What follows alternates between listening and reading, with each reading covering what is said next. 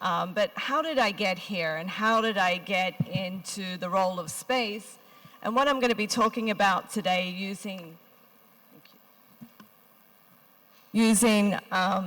space-based data around mining. So when I first came into the space industry, one of the questions that I would get is, what do you know about space? And at first I was a little bit insulted by that question. But then I thought about my background. And so how I started was working for the US government in the DoD community.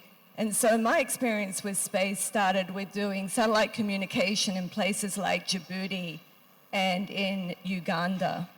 I also was involved with the ISR program in Niger and also in Somalia. So my experience with using space-based data and also ISR data actually went back to a time when space wasn't considered cool. So that's where my experience with space started. So today I'm going to be talking about what are some of the applications of using space-based data in areas that traditionally don't use space.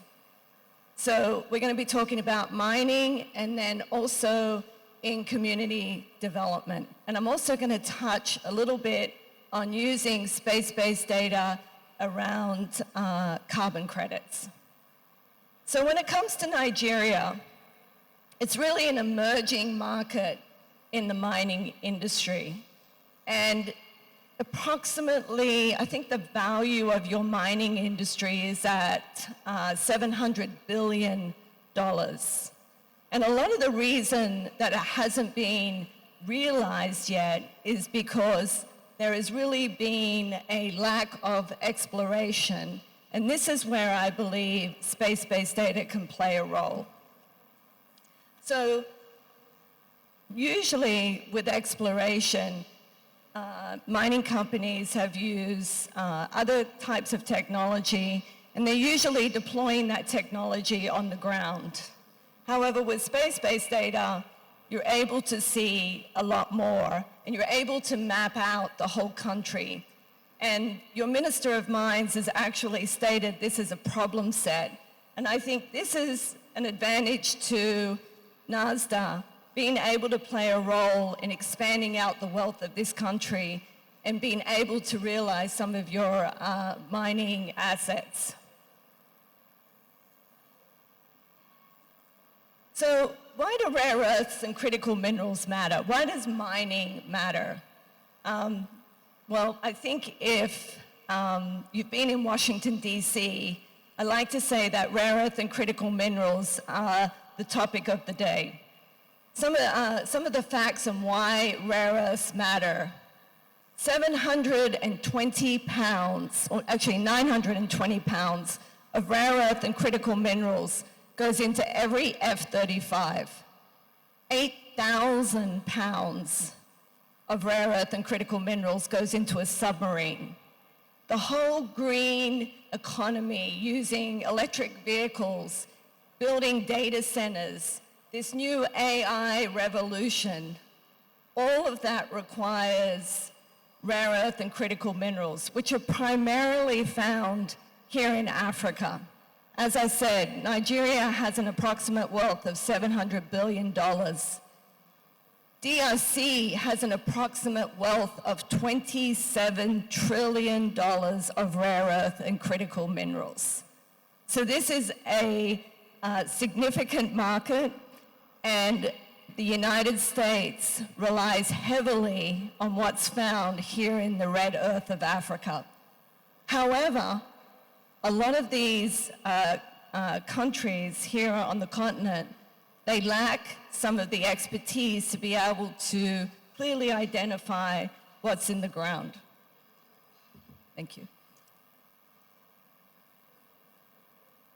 Also within rare earth and critical minerals, and a piece that's often not talked about within the mining industry, a lot of the minerals that are found here in the ground require significant refinery. capacity, which primarily is done in China. So this creates a supply chain issue because most of the oxides, most of the rare earth and critical minerals are refined in China. So the ability to be able to expand out that capability here in Africa is something that Hayes Group is actually looking at right now.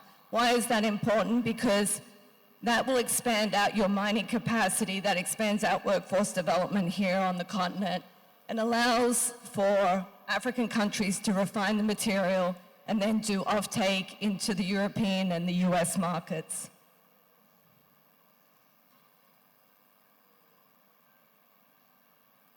Sorry. So some of the challenges that I've talked about, we've got lack of visibility and transparency into rare earth and critical minerals, of which I believe that space-based technology can solve for this. You've also got illegal and artisanal mining. So one of the projects that Hayes Group has worked on in the country of Angola was actually using space-based data to identify illegal mining. Why is this important to the government? A lot of the times, illegal and artisanal mining has been done by larger companies. In the case of Congo, you'll find a copper cobalt mine, and now outside of that large mine, you'll see artisanal mining activity going on, which is usually backed by the large mining company. So what does that mean for the government? That's a loss of revenue. So when you can identify artisanal mining activity, that allows the government then to be able to set up a system of being able to collect revenue off those offtakes. Also, we've found that space-based data can help with environmental challenges that come with mining. A lot of the time, there's a lot of deforestation that's associated with mining. So space-based data can also help with identifying and preventing some of that deforestation. All of this leads to revenue. And so what we've found, when you can identify and manage some of these challenges within the mining sector, using space-based data, you're able to increase your revenues within the mining sector.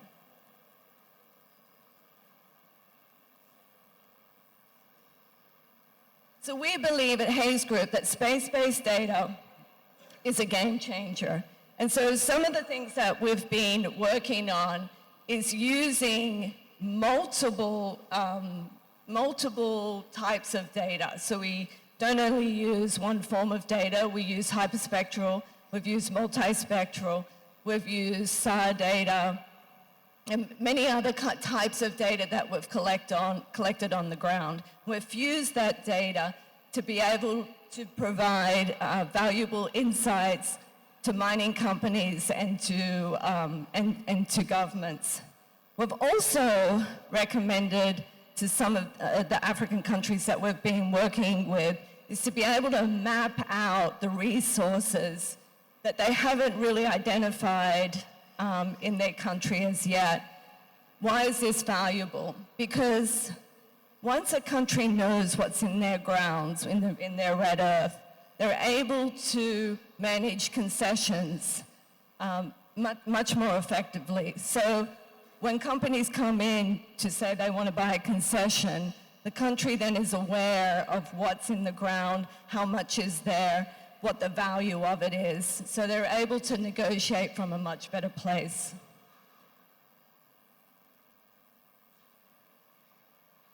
So a lot of the time people look at, they hear about satellite imagery and they're like, great, satellite imagery can solve for all. They can fix everything. However, a lot of the times, what we call is, we often ask the question, what are you trying to solve for? What's your X? So why is this important? Well, you can have a satellite, you can pull some data down, but it might not be the right data set to use. So before we go in and assess, we often ask, what are you looking for? What is the area that you're trying to look at? Why do we say solving for X? Well, in the case, again, in working in Congo, you might have canopy, you might have trees. You have to bring in a particular data set in order to work in that environment. So it's really important to be able to determine and to do a feasibility assessment before you go in so that you pick the right type of sensor.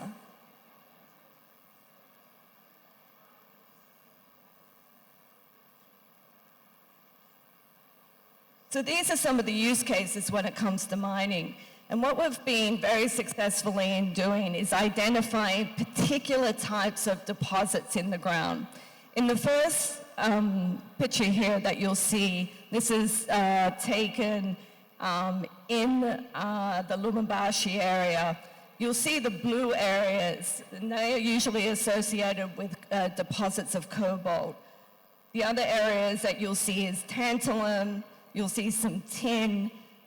Usually cobalt is associated with copper, but through using multiple data sources, we were able to identify these deposits. We then ran an AI model on top of that, and we're able to expand it out, that product across the country, and probably at a probability of around 90% determine where the deposits were in the country. In the second picture, what we've done is that we've created overlays. So this is a mine in Angola, it's a diamond mine, and they were concerned about artisanal mining sites. What we did is that we overlaid the roads. So the yellow lines are the roads that are going into the mine. The yellow dots represent artisanal miners on that day. We also did a time series analysis on this mine, and so over time you were able to see how the artisanal mining sites would move. Because usually artisanal mining is temporary, and so they would move into different parts of the mine. So what this meant for the government and for law enforcement, they were able to identify the mining sites and then be able to go in and prevent some of those sites from being built out. So what are some of the applications for Nigeria? As I said, you have an estimated value of $700 billion in the mining sector. Where I see application of NASDA being able to work with your Minister of Mines is to map out the resources that are here in Nigeria. And so what kind of value does that have for Nigeria? Well then, as I said, you're able to better negotiate concession deals as people come in and seek interest in some of those resources.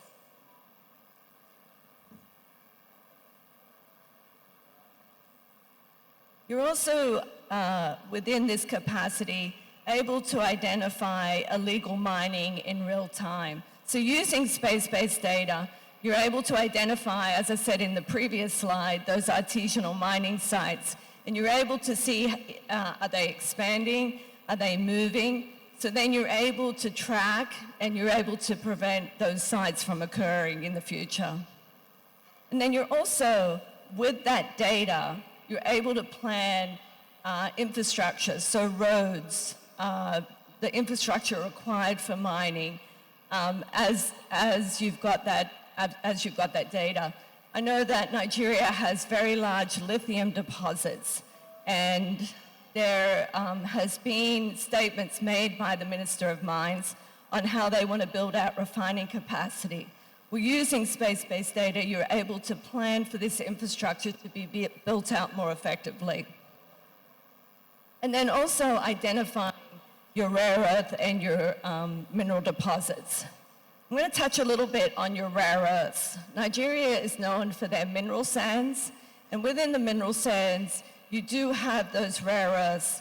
You have gadolinium, you have yttrium.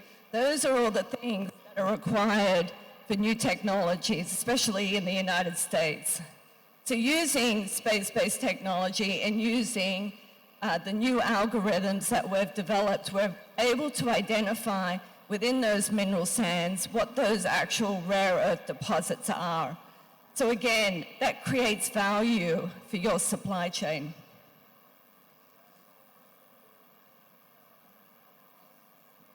So a call to action. So one of the things that I've noticed working in the space industry, when we go to conferences like this, space people tend to talk to space people. So you'll attend Space Symposium, Satellite, IAC. It's usually space people talking to other space people, which is great.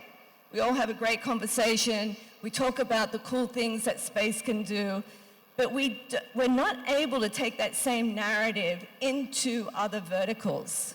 So what I'm encouraging here is that us as space people go out into these other verticals, like the mining industry, and talk with these other industries about what space can do for them. I think that's the next step in the space industry. How do we apply this cool technology that we have access to these other industries? And it's really important to be able to talk to, say, a mining company about how they can use space-based data in their solutions. I think that's one of the pieces that's missing as we talk about space technology, is how do we expand it out into the rest of the population that doesn't really even know how space works. So I think it's really critical that we start attending mining conferences, that we start attending agricultural conferences, so that they're able to understand how this works. Otherwise, I think folks think of space as just being too unattainable, that it's just not possible. So I think it's really important that we have collaboration with partners and with industry and start talking in real terms on how space can be applied to some of these challenges. And as I said, when it comes to mining, it's not just about digging in the ground and identifying these rare earth and critical minerals. You know, we talk about space, we talk about this data. In order to pull this data down, you need a satellite. A satellite requires rare earths to build the satellite. You need rare earths to build a data center. You need rare earths in an electric vehicle. So again, it's very cyclic in what I'm talking about. And so the application and being able to identify in exploration, to be able to clearly outline what your resources are here in Nigeria, I think is of real value. And that is where I think there's a great collaboration that can happen with NASDA and with your Minister of Mines. So I want to end here and just say what a pleasure it is to be here in Nigeria. And I want to say that I look forward to working with NASDA, with your Minister of Mines, working here in Nigeria, and how we can help expand out this mapping of this real resource that we all know that the rest of the world needs. So thank you very much. Thank you, Ms. Hayes. I would like you to remain here. I'm going to invite the DG to present a small gift to you on stage. Okay. I think Daniel needs to use the microphone. Yeah, she's going to come up. She come up. Yeah, she's coming up as well. Once your presentation is done, I'm going to invite her upstairs. So Okay. you just step back a bit. Okay. I'll need this. Don't think? Okay. All right. Okay. You just step back. I don't want you to go down and come back again, so I'll just invite him right away.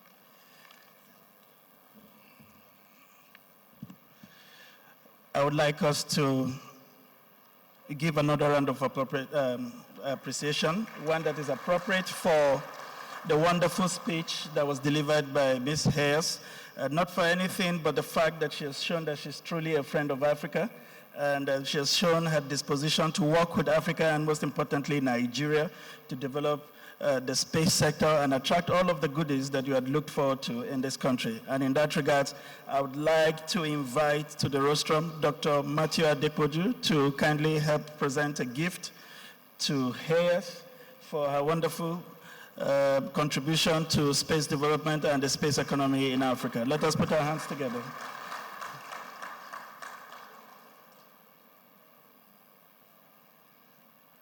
This space is okay, yeah? Musa, is this place okay for them? Okay, that's fine. Yes, it's coming, you're fine. I just needed the background to reflect. Oh,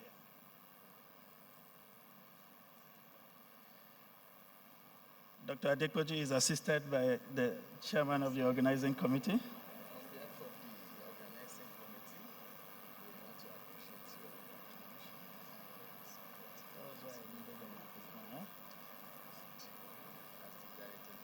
Took it back.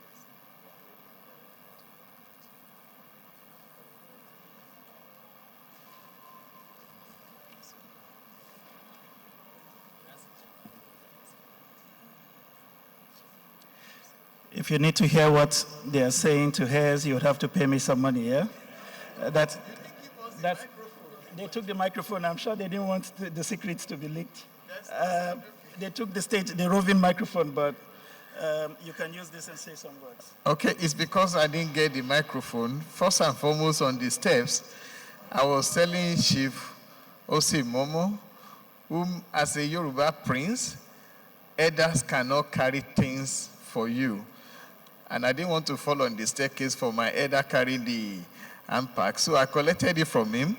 Then I was appreciating Ms. Selina, the CEO of ACE Group, for her commitment and her support for the program and for Africa continent as a whole, because she has transferred most of the African countries applying and the space technology into areas of mining and other agricultural areas too. We appreciate you and we support you all the time. And I told her as well that the Space Agency is willing and ready to work with her team as well. Thank you, thank you.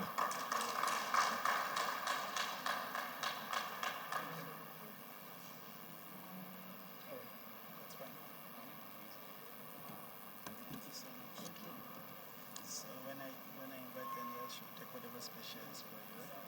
Thank you. Thank you very much. Again, a round of applause for Hales,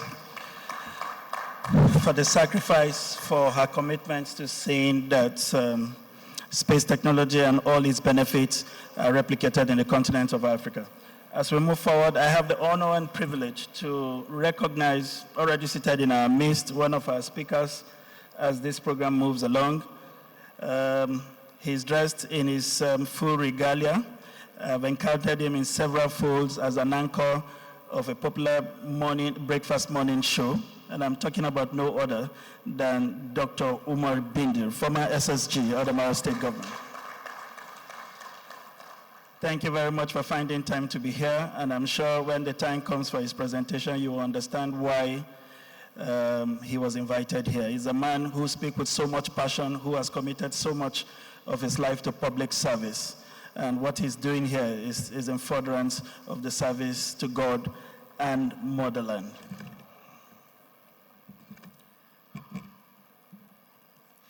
My next speaker is another important and interesting guest. I had a brief conversation with her yesterday, and she made me understand that it's her fourth time visiting the country. You are likely to have walked past her a number of times over without understanding how much of a human resource that you had to walk past. She is a professor, an associate professor in the program in Media Arts and Science, and hold a joint appointment in the Department of Aeronautics and Astronautics at the Massachusetts Institute of Technology. Professor Woods serves at MIT as the faculty lead for Africa and African Diaspora Studies within the Media Lab. Professor Wood is the founding director of Space Enabled Research Group, which seeks to advance justice in Earth complex systems using designs enabled by space. The research of space-enabled design systems that use tools from space to promote sustainability on Earth and seek equity and accessibility for technology used in space. Professor Wood's background includes satellite design, earth science application, systems engineering, and technology policy. Prior to serving as faculty at MIT, Professor Wood held position at NASA headquarters, NASA Goddard Space Flight Center, Aerospace Corporation, Johns Hopkins University, and the United Nations Office of Outer Space Affairs. Professor Wood studied at the Massachusetts Institute of Technology, where she earned a PhD in engineering systems, SM in aeronautics and astronautics, SM in technology policy, and SB in aerospace engineering. Professor Wood is a full member of the International Academy of Astronautics. In this role, Professor Wood co-chairs the IAA Space Traffic Management Committee and is a co-editor for the space journal Ata Astronautica. Professor Wood has served multiple times as a private sector advisor to the US delegation for the Committee on the Peaceful Use of Outer Space. Professor Wood has been honored with National Service Foundation Career Award grants, selection as a Bloomberg New Economic Catalyst, induction into the Black Women Executive Leadership Fellowship. Professor Wood is a 2024 to 2026 Just Tech Fellow of the Social Science Research Center. Let us please give it up for Professor Daniel Woods.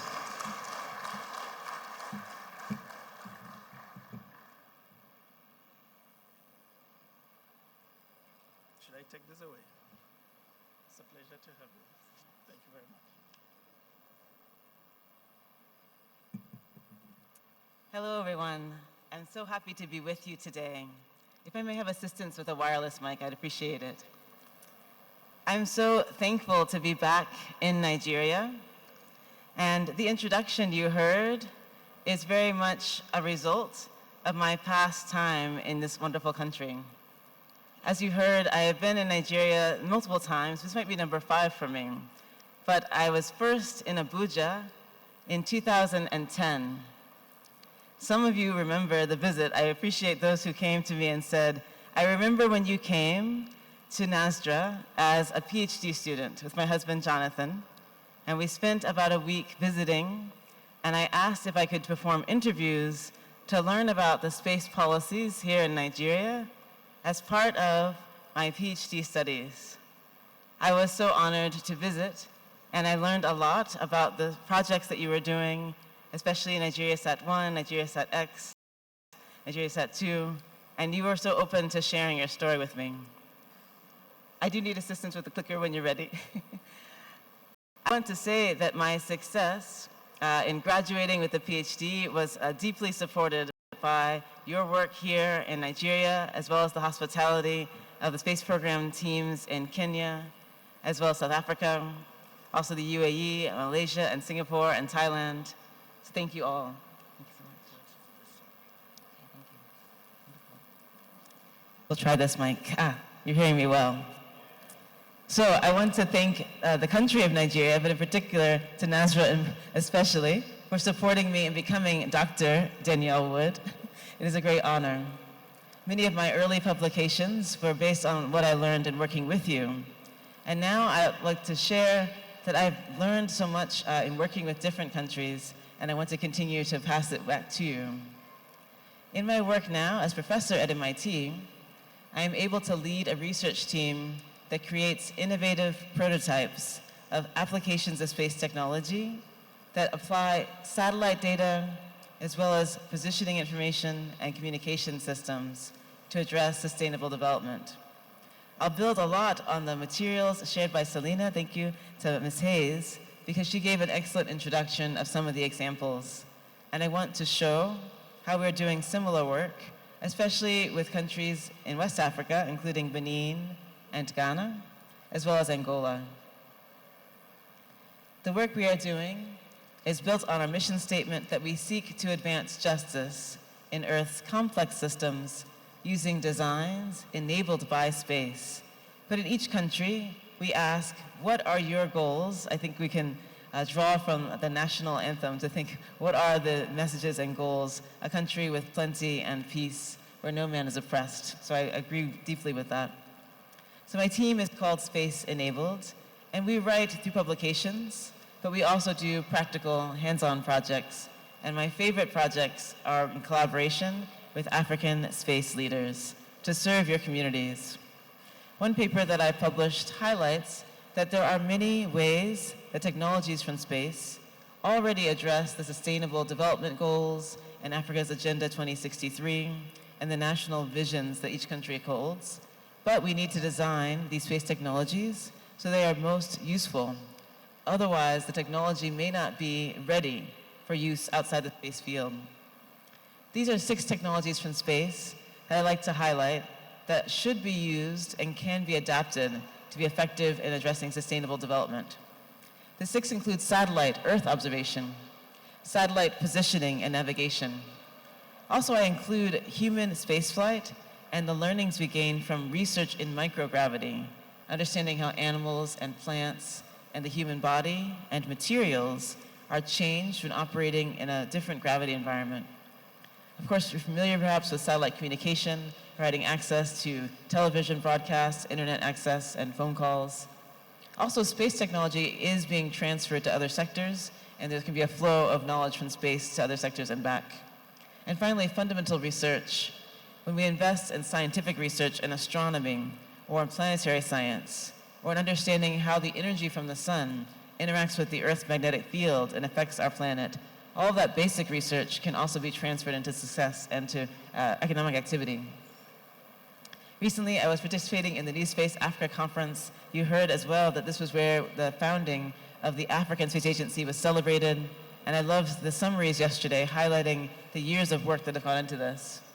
I want to also give appreciation to Dr. Timideo Oniosan, a proud Nigerian business owner and activist, as well as an entrepreneur. He is a collaborator with me in that he is an advisor informally to my team, but he leads his own company called Space in Africa that organized the New Space Africa Conference. And as part of the conference, I was really proud also to speak in this context with so many African space leaders with examples of how we are already using space technology in different countries. And I'm so excited because the number of countries in Africa that have space programs is increasing all the time. But even in 2008, when I was a graduate student, even at that time I published highlighting examples of space projects in Africa. And even back then, of course, Nigeria was a major leader, but every country in Africa had some examples using satellite positioning, remote sensing, and communication. So this is not new for Africa. I want to highlight that there's a value chain to take data from satellite Earth observation systems and convert that into answers to questions. And there are many steps. Often the public sector may play a role in the green steps. These are the processes to design and build satellites to ensure that the data from the satellites is confirmed with data on Earth, and to develop models to understand what information we're gathering. But the steps number 6, 7, and 8 are particularly relevant for private sector, and often in the US, we try to transfer the technology from the public sector to the private sector at steps 6, 7, and 8. Meanwhile, in the United States now and around the world, there are more commercial companies also engaging in the first 6 steps to build satellites that are different than the government satellites. Lately, I have been learning to use methane-based satellite observations, as well as systems that use satellites to estimate wind speed and soil moisture, drought, and landslides using commercial data. There's more and more commercial data that is unique and different from government data, and it's an exciting time. And they can often be produced on smaller, cheaper satellites that work together in constellations. So it's an exciting time to think about how this value chain is changing. I've worked previously at NASA. It is my space agency in the US, but they also have a lot of work in earth science. And these are examples of some of the satellites that are operated by NASA. This is just one set of the many satellites that are taking measurements around the Earth. But I want to just highlight that there's so many different kinds of sensors. All the names you see are different categories of satellites Some are using the visible light that comes reflected from the sunlight back up to the satellite. Some are sending their own radio energy down to Earth and waiting for the radar reflections to bounce back. Some are taking passive radio energy or microwave energy and measuring that. Each one is unique and has a different purpose. I want to ask briefly about your background. Please raise your hand if you are a student in the audience. Any students we have here? Today we have professionals. Please raise your hand if you work for the government, any part of the government. All right, we have many people in the government. Welcome. Thank you for your service to the public. Please raise your hand if you work for any private company. Who is here from the private sector? Okay, thank you. Welcome. Glad you are here. And what about people from the universities? Any professors like me? Any academics? Okay, good. We have a few. I see we're strong with government and private sector, so welcome. Good to have with you. One of the methods I approach to using space technology effectively is to use system engineering so we can combine different kinds of information: earth science, social and economic vulnerability, policy, and engineering. So I have a background and experience in each of those areas, but I also form teams with all these areas to do our projects. So I often organize my work around building a team that has earth science information, social and economic analysis or business analysis, policy and decision action, alongside the technology we need to design the next generation of systems to observe the environment. So I'll show you some examples of projects that build from this. But first, if you have your phone, you can pull out your phone now if you're interested. This QR code will give you access to papers and information about my team's work. Some of you have asked me how you can reach me later. This is a good answer. This code will take you to announcements. My team has free webinars that are virtual once per month. And we announce them on this page, so you're welcome to come to the webinars and just talk to us more. We share project examples and methodologies for how we are applying space technology for sustainable development, often in Africa. So thank you. There's a few more thoughts I'll share. I want to give you some concrete examples. But just to say, these are some papers you can find on that page, and so there's more you can download for free there, as well as we have a monthly community meeting. So you're welcome to come. We had one yesterday. We'll have one again in July. And this is free academic sharing of our knowledge, and you're very welcome to join. So you can also use this QR code. This takes you to a form where you can download information to learn more. I will just check my time. So my goal over the next few minutes is to share examples of projects we've already done in collaboration, especially with African and other space leaders. Many of you may be aware of Dr. Zolana Joao, who's the founding director of the Space Agency in Angola.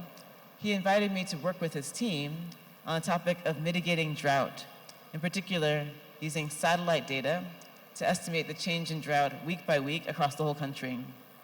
Southern Angola faces recurring cycles of both drought and flood, and people there depend heavily on raising livestock for their health. This is the Kunene River, a period in the dry season where the drought was intense. But there are also periods where they have to bring water trucks to do emergency deliveries of water. So there's a need for planning short-term response, as well as long-term planning. You can see the government has announced that they will try to create pumping systems that are solar-powered to move water across the country to ideally address this water shortage. But it's a very important decision to ask if you're going to move water, how to make things better and not worse. So my team has been working with the National Space Agency in Angola, as well as the National Institute for Meteorology, the Ministry of Water and Energy, as well as the team that does the national census. All of this data was needed to come together. So you see me with so many leaders in Ghana and in Angola, how we're working together. And these are technical experts from the Ministry of Water and Energy that has the responsibility to respond to the drought. We've also tried to share our methodologies through workshops with the youth. So I'd love to do something similar here in Nigeria. We approach this, as I mentioned, with environmental data, social and economic data, as well as policy data and engineering data. And so it brings us together to use data from NASA. This project was funded by a grant from NASA to support our American team, and the team in Angola funded their own time to work with us, and we used data from a particular NASA satellite called SMAP, S-M-A-P. It's a tool that can measure soil moisture, or the level of water in the soil, particularly using the energy from the sun in the microwave part of the spectrum. So it receives that energy, and every 8 days, it can update a measure for the entire country with the level of soil moisture. This is particularly interesting for understanding agricultural drought and the impact on plants from the change in soil moisture. We have a complex set of math we've done, and we'll be publishing some of that soon, so people can also see the technologies we used and the algorithms to produce the soil moisture estimate. But it gives us a weekly update about every 8 days, showing what is the soil moisture and therefore the drought level at every municipality in the country. Where you see the dark red, that means it's a period of extreme or exceptional drought. And you can see it changes frequently. Every new frame is a different week, and it's changing fast. But you're interested in finding places that have sustained drought exposure. We're also interested in showing where there's social and economic vulnerability. So we worked with the National Census Agency in Angola, which has just completed a major digital census data collection process. And we have data about 21 indicators at the municipal scale. And they're also revising their municipalities to be even smaller to have better service. So we're able to highlight which areas at the municipal scale have vulnerability at the physical, social, demographic, health, economic, or other agricultural aspects. And eventually it means we have a map showing where one should focus most on vulnerability. And ultimately, we're putting all of this into an information system, which we call the Angola Drought Decision Support System, which the government teams in Angola will operate as they make policies about how to respond to the drought. It will include the weekly updates, directly taking data from the satellite and estimating the drought levels at the local scale, as well as the information about social and economic vulnerability. The next phase we'll go into is asking how GGPIN can work with local companies and companies across the continent to turn these into services that really answer questions so that the organizations and the different ministries and companies across Angola can use this data to make a difference. We're really excited to move into this phase. Also, I want to highlight work we've done in Brazil, particularly with the city government of Rio de Janeiro. And this is an organization that's interested in understanding climate change and also mitigating their impacts toward climate change. They're particularly focused on the topic of methane and other greenhouse gas emissions. Methane is an important topic also for Nigeria because greenhouse gases are contributing to climate change around the world, but they're also a poison if you are near them, and where there is active access to basically digging or accessing different forms of extraction also might produce methane. Landfills produce methane, agriculture produces methane, as well as petroleum activities. There are more and more commercial satellites that are available to estimate the amount of methane emissions from space. And recently, it's been possible to estimate for a particular building or facility, if it has a large emissions, what the rate is. That's new. My team has been learning how you can understand the particular source of methane based on these techniques called spectroscopy, which just means you understand that the light coming through the atmosphere is affected by the amount of methane that's there. We were able to get a grant from my space agency, NASA, to look at one major landfill in Brazil. And what you're seeing in the picture, where you see the bright yellow marks, that means it was a picture from space where there's an estimate of a certain amount of methane emissions coming from the largest landfill in Brazil, in this case in Rio de Janeiro. It's also a place where they are capturing the methane and converting it into useful energy. Rather than letting it go into the atmosphere to become a greenhouse gas, they take their trash, take the waste gas, and convert it through a series of processes into useful electrical energy, which is an exciting opportunity for transferring trash to energy. So they're trying to gradually more of this recapturing of the methane, and they're gradually increasing. What you see in the blue line is all the methane generated since this landfill was opened. In the gray line, you see how much was emitted into the atmosphere. And in the orange line, you see how much was captured. So now they're capturing and using as energy more methane than they are emitting into the atmosphere, which is very exciting. My student, Frederick there, who is a Ghanaian American, was visiting in Brazil, visited the landfill, and we tried to understand what we understood from the satellite data and how it changed from day to day. And we'll start learning more about that. This is a new field, and it can be really exciting to do this work with you also in Nigeria. I'll give one more example that we've done here in West Africa. Collaborating with the country of Ghana, to explore how we can address Sustainable Development Goal 15, particularly for forest management and biodiversity. It goes back to the topic of deforestation due to mining, so I'll build a bit on what Selena has shared. This paper is recently available. It's for free. It's a free journal paper describing this project in detail, in case you're interested. Our work has focused on understanding the impacts of deforestation due to both artisanal and illegal mining. I think Selena gave a great introduction. Ghana is also committed to tracking their sustainable development goals and understanding the impact they're having on deforestation and on managing conservation areas. They're aiming to do this better and better. So our team first mapped all the conservation areas with the help of the Forestry Commission. We've mapped regional mining areas in the south part of the country. And we produced estimates of deforestation and land use change using data from satellites. Just like Selena mentioned, it's not using one satellite and it's not using pictures. It's using different forms of data and then putting them through mathematical algorithms and carefully making estimates. We describe it a lot in detail in this paper if you're interested to learn more. It's all published and available. It also uses this framework of EVD&T. We need earth science data, social science data, policy analysis, and engineering. Here's a list just to give you an example, just for that one analysis to map all the mines and all the changes in forestation in Ghana.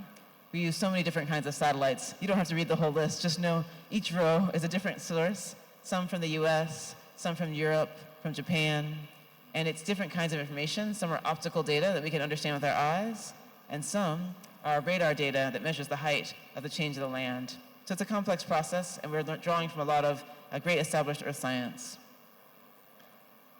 It also means visiting the places in person. So I was honored to travel with some of the teams from the Space Agency in Ghana and from their National Statistical Service as they took us to visit the different kinds of places we wanted to study. Areas with mining, areas with managed conserved forests, areas in the coastline that are experiencing erosion, areas that are experiencing water quality challenges due to the mining. So you looked at all of them in person to validate that our satellite data was giving us good information. Ultimately, we are able to map exactly how much mining and deforestation has happened in Ghana. This is showing, for example, about 20-year period and showing what % of deforestation is due to different sources. For example, urbanization was the largest source of deforestation, but mining was also very important in southwestern Ghana. We're also able to show which areas that are conservation areas, which should not actually have mining, but have a certain amount of deforestation due to mining. And so that's important policy results for the government. And we're able to show how land use areas are changing. Here you see, for example, that agriculture is the major land use for Ghana, but of course urbanization is fast changing.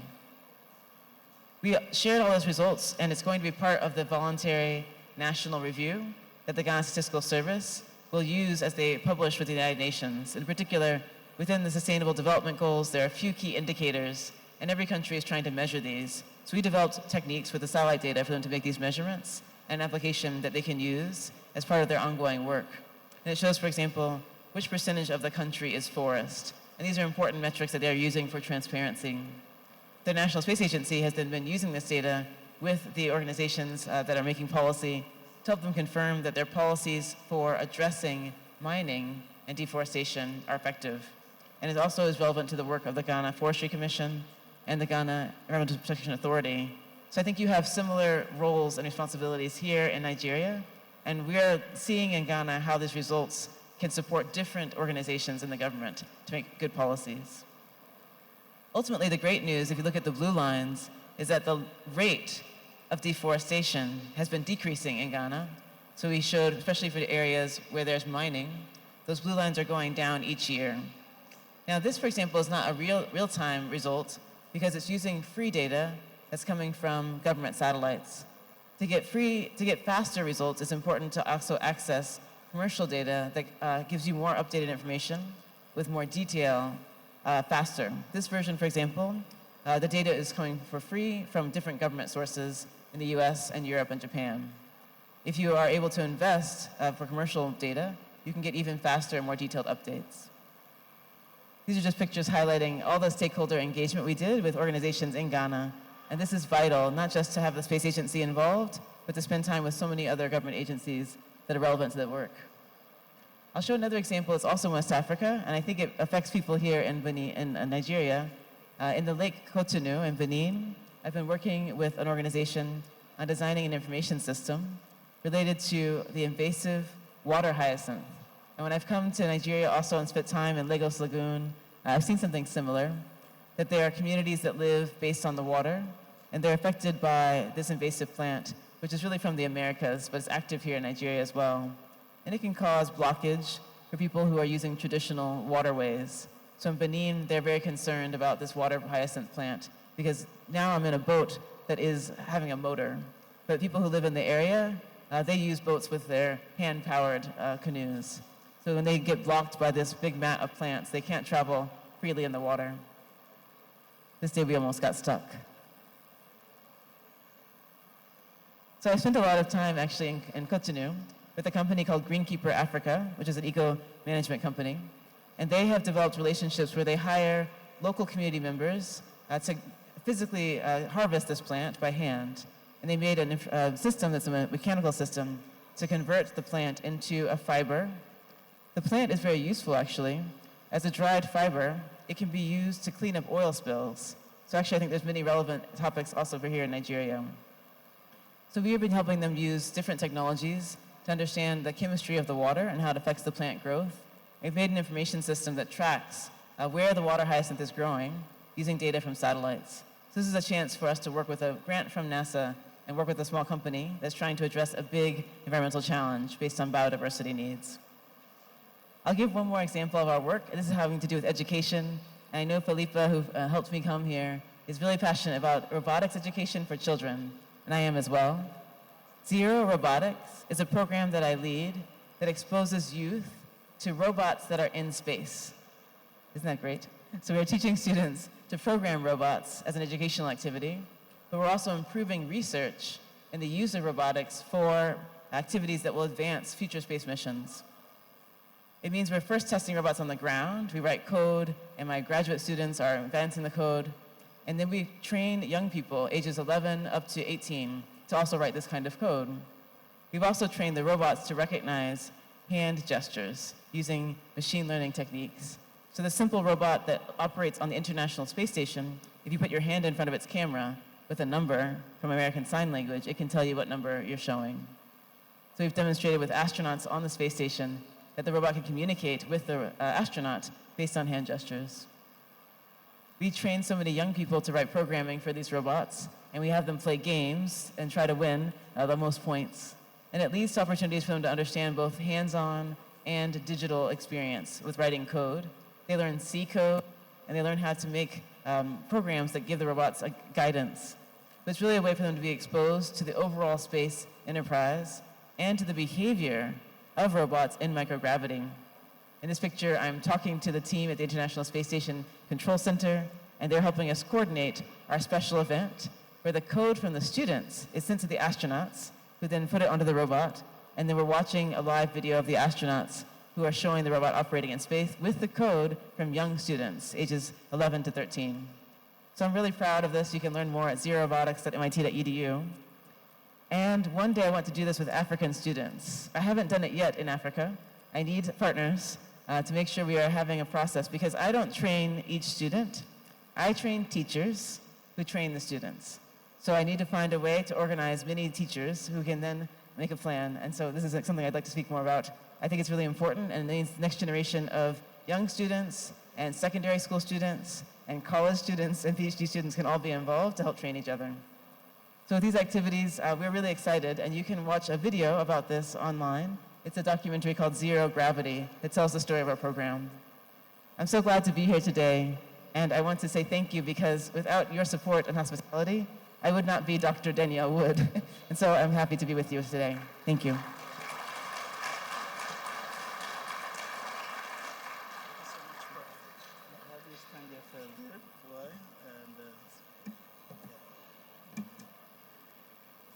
Thank you very much, Prof, for that beautiful presentation, and I would like us to please give her a resounding round of applause.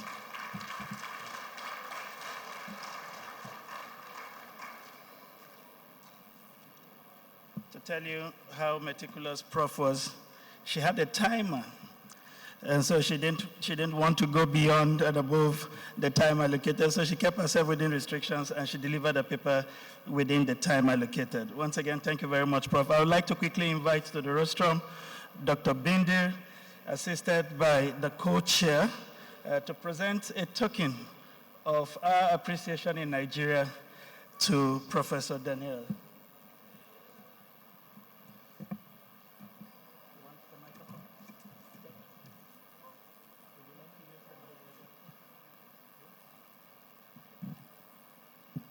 Thank you very much for this opportunity.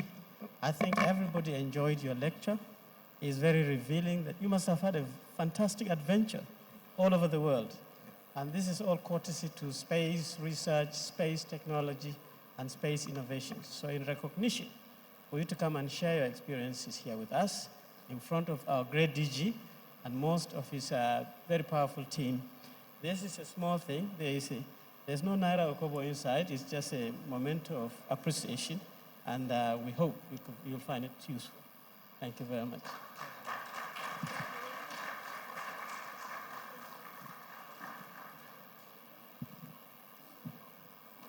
Thank you very much. No, I would have to introduce you. Thank you.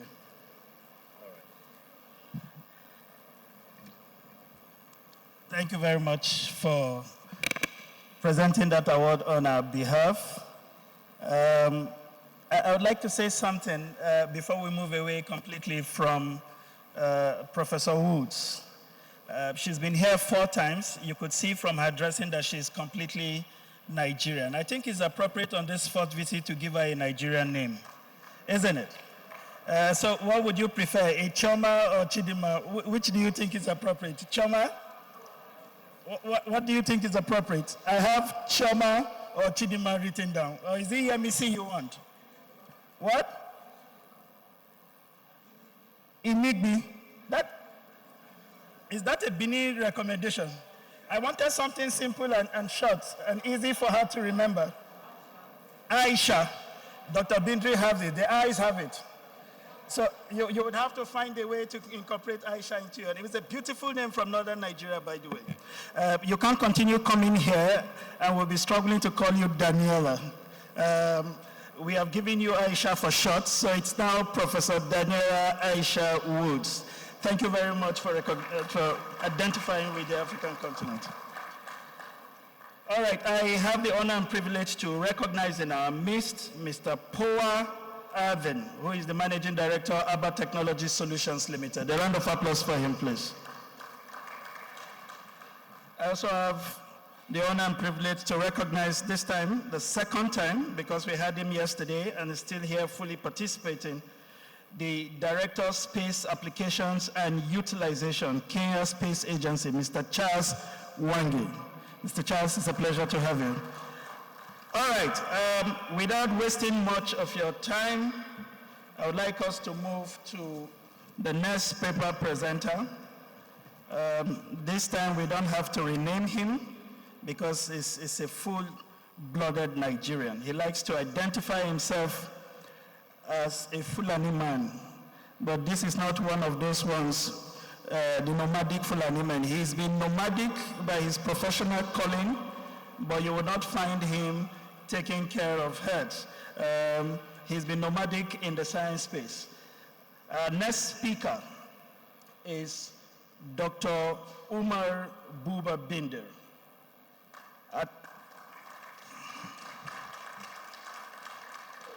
Dr. Binder was born in Yola town in Makama ward of Yola South local government when his mates were born. At one time, he was the secretary to the state government. At a different time, he also served as the Director General of the National Office for Technology and Promotions, Nigeria. This man is strategic for a lot of reasons, and you understand why this event chose him as a speaker. He attended the University of Maiduguri, where he graduated with a first-class honors degree in agricultural engineering in 1983. Dr. Bindir has the following main professional qualification added to his credit. He's a chartered engineer, professionally registered with the European Engineering Council of the United Kingdom. It's professionally registered with the Council for the Regulation of Engineering in Nigeria.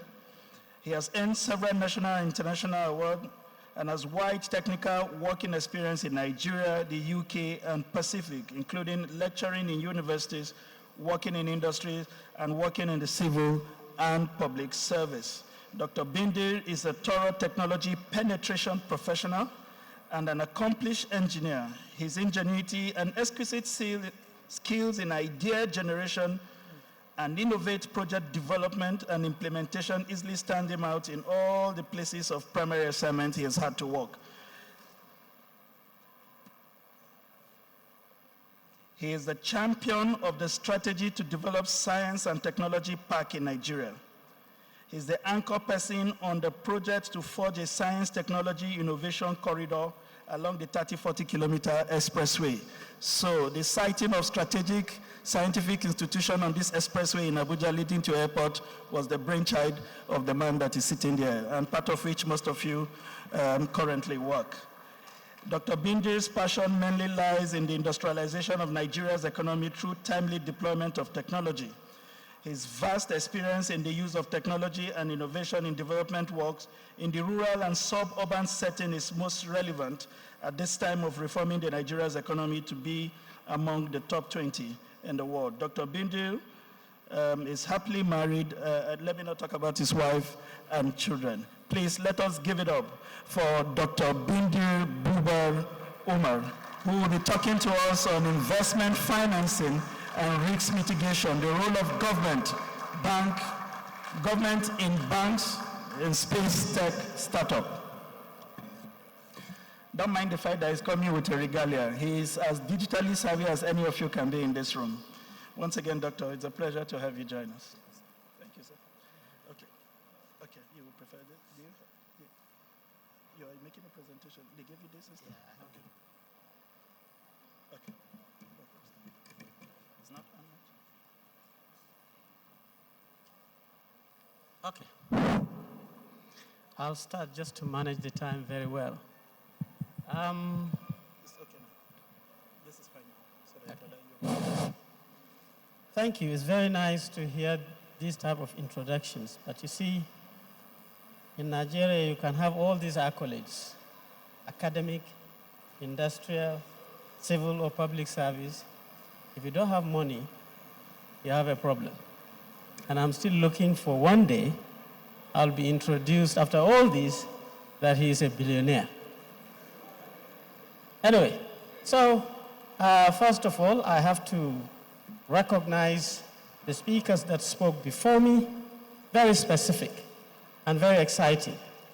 I don't fit within their bracket. I'm a very ordinary politician now. So I will talk to you politically with a bit of scientific and investment politics. But before I start, I have to appreciate our own DG, who I think is doing very well. Since he came, he has put what we agricultural engineers will say fertilizer onto the plants. And the whole space spectrum is just blooming. Please help me to recognize this very young man. And my brother for many, many years, Chief Dr. Professor Kembonta, who called me to say that, where are you? I said, I'm in Yola. You are in Yola, and your name is on this program. Please, if you are not coming, let us know so that we can erase your name. We have a speaker who is looking for a slot. So I said, I forgot, it's DG Space Agency. So I quickly called the airline and said to him that I'm on my way. So this is me. Anyway, so this piece of slide you see there is literally my CV. This is all that I have done in my whole life. And I was an academic. I rose to the highest level, and I left. I was in industry just for a short, brief spell. I was a civil servant, as you heard. I became the Director General of the Nigerian Technology Transfer Office, which is the NOTAB. And then I joined the politicians as the Secretary to a state government. So I learned a lot through all this. But I can tell you, as I am now, I'm a social entrepreneur. And what I do is that I invest in people, particularly young people. This is what I do. That is why I have moved from Abuja to Yola. And I recognize the need to breed young people, including children right from the bottom, to become even space scientists, space technologists, space engineers, and possibly entrepreneurs within the space world. So, in the heart of my hometown, for the last maybe 20 years, every penny I had the inspiration that I will end up like this. So I actually, in that community, I bought, okay, you are covering me. I bought this piece of land very close to my father's house. And then people were wondering, you see this man, he was in Abuja, he must have made a lot of money. He wants to build a house. So yes, I then smashed it down, and then I built this facility. And in this facility, I put water, so that water is there for 24/7. I put electricity, so I don't have any problem with NEPA. I put some comforting facility to make sure that this is a high-grade facility. I even cooperated with Nigeria Communications Satellite. They gave me a VSAT to put it in there so that my center is 24/7 connected to the internet, and I registered a non-governmental organization called the Bindu Knowledge Center International. And I made that facility the head office of my NGO. And now I am the founder and chief operating officer. I sit in a small office, and this card makes me feel like I'm a big man now, you know, and I'm very happy about that. So in that place, I have one of the facilities that is very vibrant, in that is I have this hall with something like 150 desktop computers, and I take 100 children every day. Every single day, I have a long queue. I registered all the public primary schools and secondary schools in the community. I know all the headmasters, I know all the teachers, and I tried to build a database of all the children as they come in and go. And I used to take these 100 children, girls and boys, and they will go on these systems directly.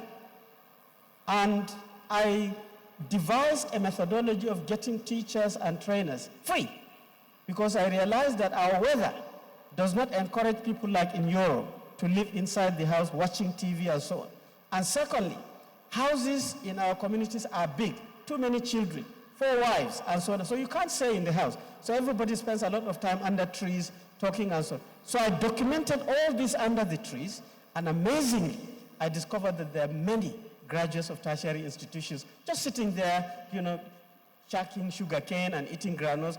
I documented them, and I encouraged them that if you come to my center and you read books to these children, and you do this and these children, you can have free internet connectivity to do your WhatsApp and your Facebook. And I'm telling you, I've got an army.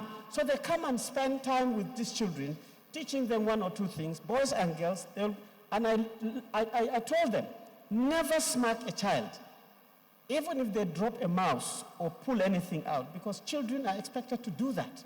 So this is part of growing. And if they break a mouse, we struggle to see partners to buy a new one. And it's so far so good, and it is working very well. And we do a lot of things there. We train freely, we do career guidance, and so on and so forth. And we saw a lot of community interest. People were coming to us, wanting their private children to be there. Oh, how can my...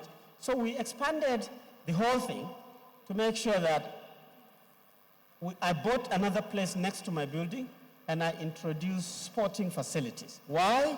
Because I was a director of sports in the service here. Sports is a key to peace and coexistence. In sports, nobody cares whether you are a Muslim or a Christian or you're tall or you're short. If you're good, you are good, and people will recruit you to work for them. So that creates an ambience, and parents will bring their children.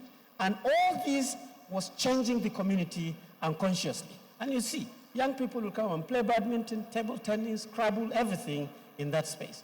And I saw a lot of that. But in that space as well, I painted one part of the wall white.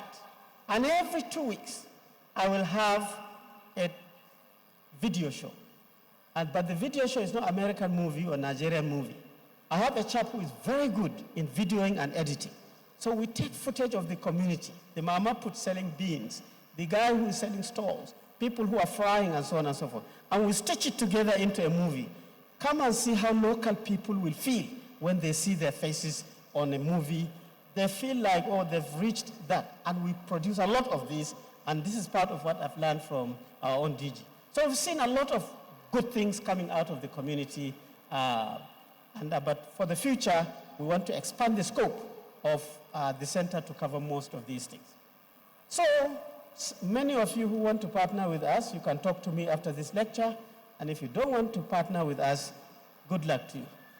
But for today, I will talk to you briefly about investment financing and risk management. I am not a finance, I'm an engineer by training, an agricultural engineer, mechanical engineer basically. But they gave me this title because DG knows I can turn your heads and talk on what I want to talk about without actually mentioning finance or any management. But I like the role of government and banks in space technology startup. The whole lecture that I'll give you is running around that space technology startup. That is where at least I know something. So, you see, when you talk about investment financing and risk management, this is typically a private sector language, and private sector typically is for profit. They are not here for face. They are not Bindris Knowledge Center. This is, I put my money and I want profit. If that is not the mode you are running, you are wasting your time. But they can also help you to create wealth, because as they create their wealth more, you can also get some. While they do that, they can create jobs for you.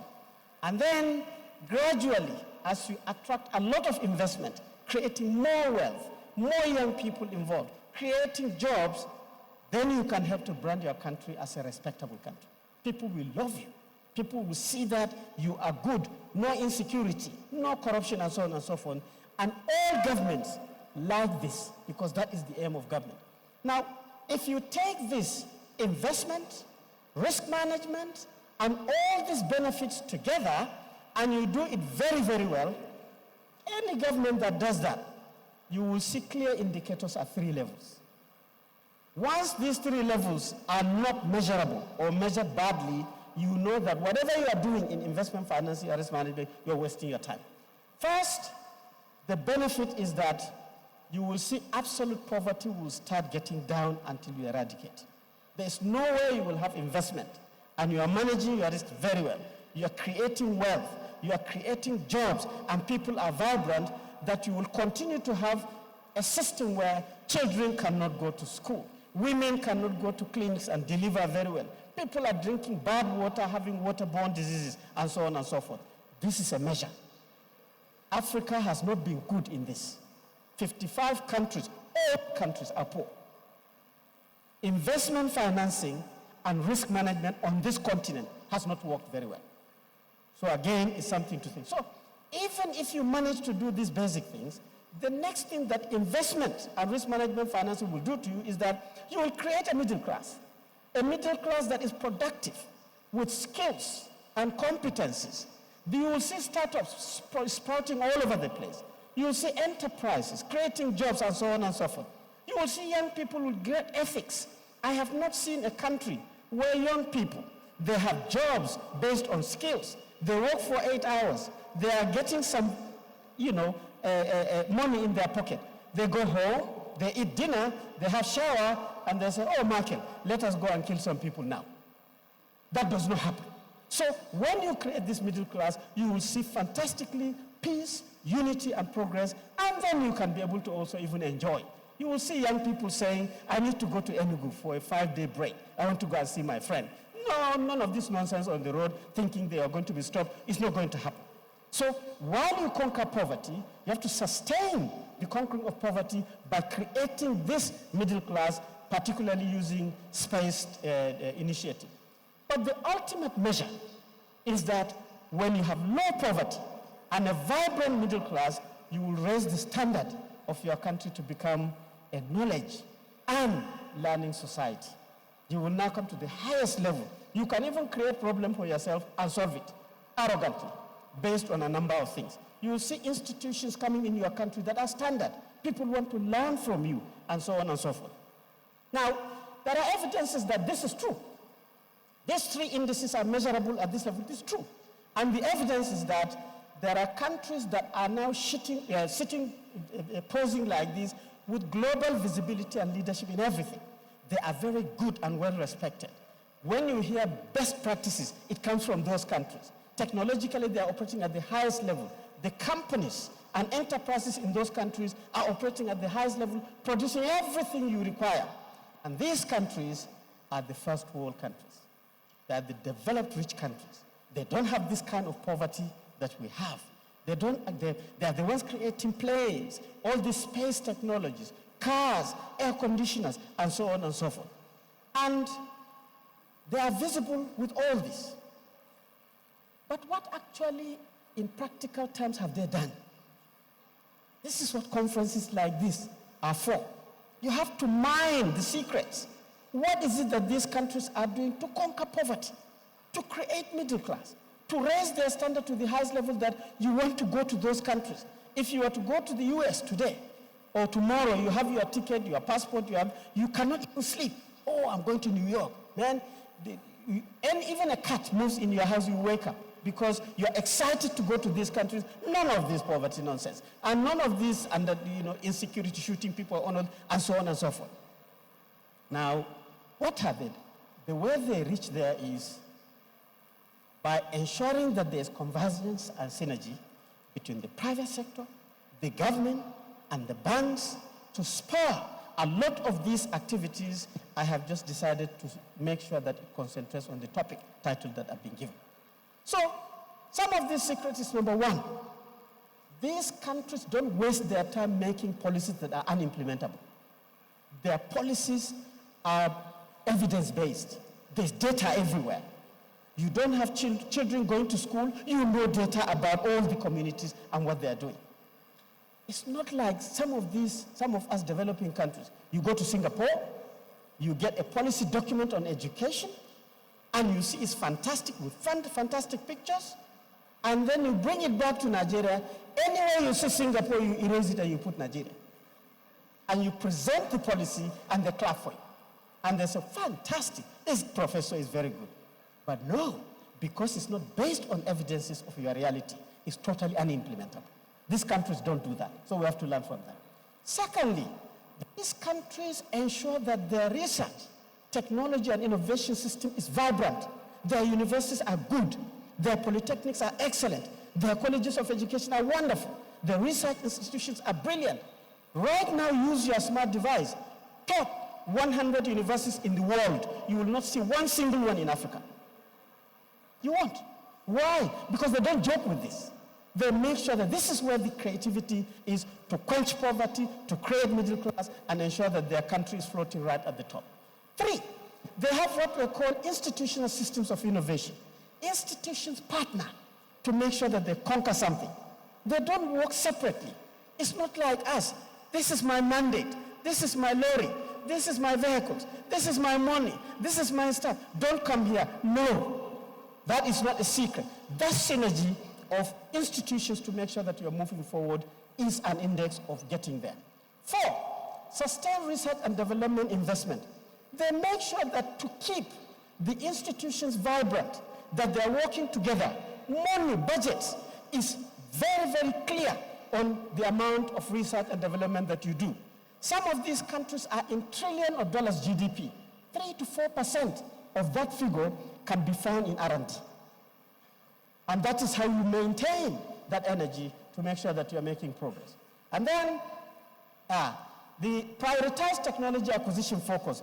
They don't just bulldoze everything. You are working on this, you are working on that, and you don't have money, you don't have people, you don't have expertise, and at the end of the day, you sink. No. These countries have strategy to make sure that this is the comparative advantage of our knowledge system, and so on and so forth. Let's work on it. And I put there, and there's always a mentor. President Obama, throughout his presidency, every speech he makes, you will hear technology, you will hear engineering, and you will hear innovation. He stood as a mentor to make sure that that vibrance in research, technology, and innovation system does not weaken. In fact, any country that wants to break out of it, the president of the country must be the leader in this research, technology, evolution, startup, all these things that we are discussing here. You must hear it coming out from your leader's mouth. We have to learn from that too. And then these countries have strong intellectual property management. We don't understand this. A brilliant engineer comes up with an idea. It's property. And property, like any property, this hall is somebody's property. But if you don't have certificate of occupancy of this property, they will abuse you. So you must know, intangible, intellectual property is also a property, and you must know how to keep it, how to manage it, how to make it work for you so that you can get the benefit. If you don't, you will just be wasting your time. You will do research, you will get breakthrough, it will become subsistence technology. Anybody can use it, people can spoil it, and so on and so forth. And so on and so forth. So I just want to run through this very, very quickly. These countries, they have very innovative and intense deployment of information, communication, and entertainment technology. This is here now. Space is about the abstractness of space. It's about data, digitalness, and quick time, and you can only do it with this technology. So if you are there, wanting to do things still in an analog manner, in an illogical manner, you will continue rotating. Most of us will retire as professors at 70 years or 80 years without have achieved anything. Yes, you've written papers. Yes, Q1 journals. Yes, high-impact journals, but totally useless because you yourself, you have not helped yourself. If we follow you to your house, we will see that your house is not very comfortable. And in fact, most of us in the university, if you see professor, you will see their shoe. It's like Ali Baba's shoe. They're walking very slowly. Their beard is not very well cut. And in fact, chances are, if you see somebody like that in a university, don't bother about asking his name. Just say, "Good morning, Prof." You will just say, "How are you, my son?" And so this is the menu that you have to conquer.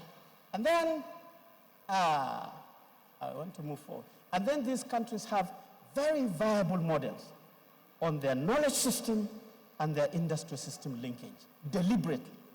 I have not seen a world-class university that does not have either an incubation system or a science and technology park.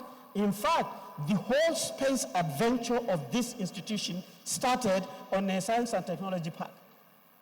The Surrey Research Park is just a university like any other university. But they made sure that professors on that campus are also millionaires. They are also on boards of companies. The innovations and patented technologies are commercialized in these areas. And therefore, you rotate in the whole thing on campus. So the key attributes are there. In the early decades, I put it here that the countries that used to do all this are in America, North America, and Europe. And you can see them there.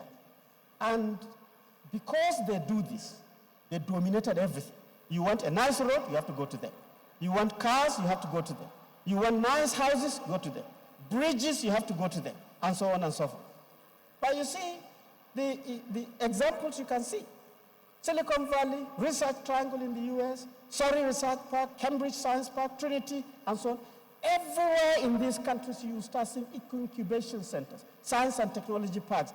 This thing that we're talking about, startups based on space, is everywhere in these countries, and they're showcasing it. But as globalization came, when they came up with the international policy on globalization, meaning let us all work together, learn from us, we learn from you. But it's a trick. The Western countries, after colonization has broken down, after slavery has broken down, you have materials and you don't know what to use it for. To get it from you without oppressing you, this globalization has been created. They can come into your country on the basis of globalization, take everything you want, and even your knowledgeable people, if they see wonderful people, they carry it. But you too, you are expected to understand that globalization and get the benefit of it, if you are wise. So some countries, they quietly followed this globalization, allowing people to move in and out. They learned all those things that we have said. Make your universities good. Make your professors very creative. Make your young people productive with skills, and so on and so forth. And they adopted these values, and I can tell you, all these things they did, and now they joined the group. You see them now from Japan, in Oceania, and South America, and they are the ones that we continue calling as emerging countries. Why? Because they too, they started arrogantly showcasing themselves to be visible and leading in many things. They are very, very well respected. Before, even in China, in Europe, they used to call them, the little people, because they're not now, not anymore. Because they found these secrets, they've raised their standard to the extent that the Chinese president can actually point at the president of the United States and say, no, no, sir. Not before. But this is because the globalization has worked. So now, but many countries, globalization is going, did not follow, did not learn, and did not adapt. And these have ended up today as poor and vulnerable countries. We, the professionals in these countries, and the policymakers, we have not resolved to actually change the fortunes of our countries at all using this fantastic international thing. And that is why we are in the group of developing countries or least developed. We are there. Since 1960, we got independence. We are still in this group. And in this group, sometimes you see developing poor countries, okay? Or least developed countries, underdeveloped, and so it's the same thing. You have not managed to crush poverty. You are not creating middle class. You are not raising the standard of your country. That is where we are. So now, in the globe, nobody has time for you. You are blood. You are not very visible. They just put you as a group. You know, in Nigeria, we spend time wasting our time. Oh, this man is a northerner. This one is an easterner. This one is a southern. You're wasting your time. Once you say Nigeria, in those countries, they just blank you off. You are totally invisible. It is only when you come. And you are not well respected. We are not. Most of the countries, we are custodians of bad practices. Many of the things that we do, when they want to give examples of how not to do things, they will say, like in Nigeria, or like in Ghana, or whatever, you know.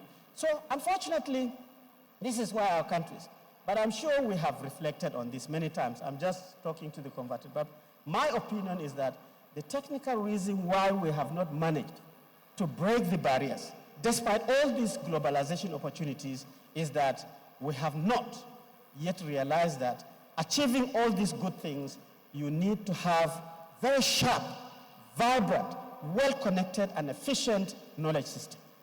Without that, it is not going to happen. And that knowledge system must be recognized to be very functional. Science system, functional. Technology system, functional. Engineering system, and functional innovation system. There is no cutting corners to this. You can use any other thing to blow grammar, but this is it. If you do this, you move. If you don't do this, you will not move. End of story. So, to engender this understanding very clearly, because sometimes we, scientists, when you say science, technology, and innovation, you mix it all up, and people are not clear where you are. You see, so I divided it into 3 houses. There are people who are specialists in science. There are people who are specialists in the engineering and technology house. And there are people who are specialists in the innovation.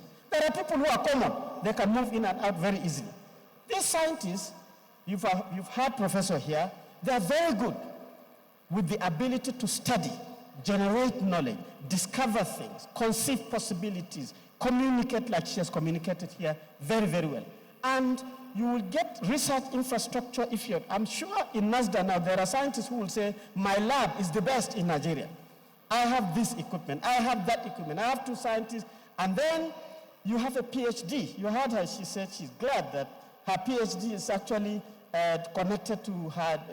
Then you become a professor. Professor is the highest level of knowledge. Anywhere they say professor, it's not chieftaincy title. It is title for hard work. And then you start saying, I have world publications. I have published in this journal and that journal. They are high impact. I am being cited everywhere and so on. But ask the question, okay, sir, you are all this. What is actually your usefulness? If you collect only professors with these papers and so on and so forth, you still have to import rice from Vietnam. You have to do something with them. So you need either to reactivate that particular group or get another group. And that next group is what takes you into the technology and engineering house. Because in this house, it is not just publishing the paper. It is not just the knowledge, but they have ability to transform the knowledge into socio-economic solutions. How do you clean your water? How do you come up with a reticulated water system? What is the health system that can work for you? You know, these are intangible or tangible things that you can be able to get. Now, this is where it all starts getting interesting, because this is when you have started demonstrating to people that your knowledge is actually a property. I know a lot about water quality. See how you can do it. I know a lot about health in many diseases. See how you can solve it. I know a lot about food systems. This is how you can gain food security. And that is what we call intellectual property. And they come in different ways. Property, like I told you, is just like anything. Your car is your property. I am telling you, if your police stops you here, they say, oh, guys, this is your car. You say, yes. Bring the papers. And you say, honestly, I don't have the papers. If they take that car, there's nothing you can do about it. The same thing with this knowledge. If there's no paper, no certificate of occupancy to protect that particular knowledge or technology, people can take it away. And these are some of the property rights. Patent is only a piece of paper that says this was thought of and then resolved by you, and that anybody who wants to benefit from this must talk to you. But for you to get that, it must be totally novel, and it must be industrially useful, and it should be non-obvious. There are conditions for you to get that piece of paper. And all this trademark, if you have this, your water, you see water near you, there's that plastic paper on it that says, I can't read it from here. If you rip that paper off and leave that bottle without this paper, nobody will touch it. They will think it's voodoo. You want to kill them. That too is technology. And then industrial design, the shape of the bottle is also carefully designed to deceive you to buy it. It's nice to hold. It's bluish and greenish. It's very nice, and so on and so forth. That is also intellectual property. Trade secrets. My mother used to have a lot of these. If you know it, you know it. Keep your mouth shut. If you start blah, blah, blah, talking about it, this is, and I see it with our scientists. They invite people to their laboratories and they will say, the way you can get this, take 15 grams of potassium, mix it with 10, and then rotate it at this speed, and then you'll get this. That is it, is gone. The technology protection is gone.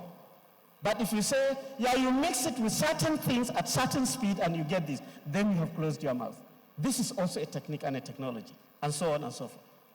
So now, having property just in paper and you are boasting about it, it's not useful to you too.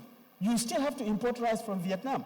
You must be able to convert this property into an asset to work for you. A patent is allowed for 20 years in that territory.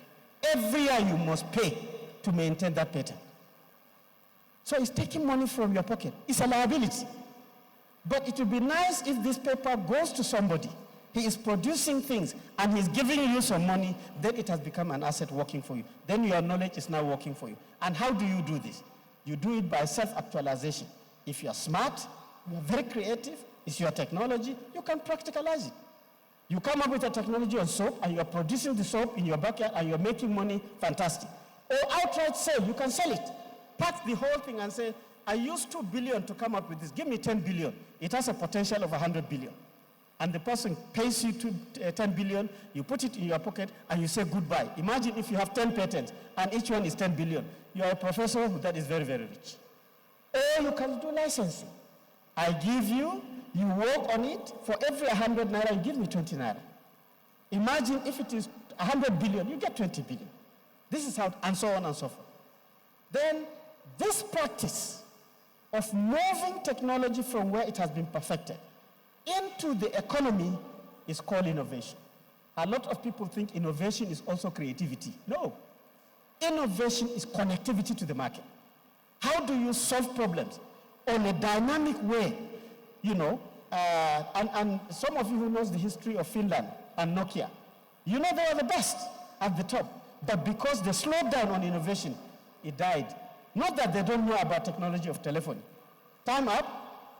No, you have to tell me, remain 5 minutes. Not, you don't do it like this.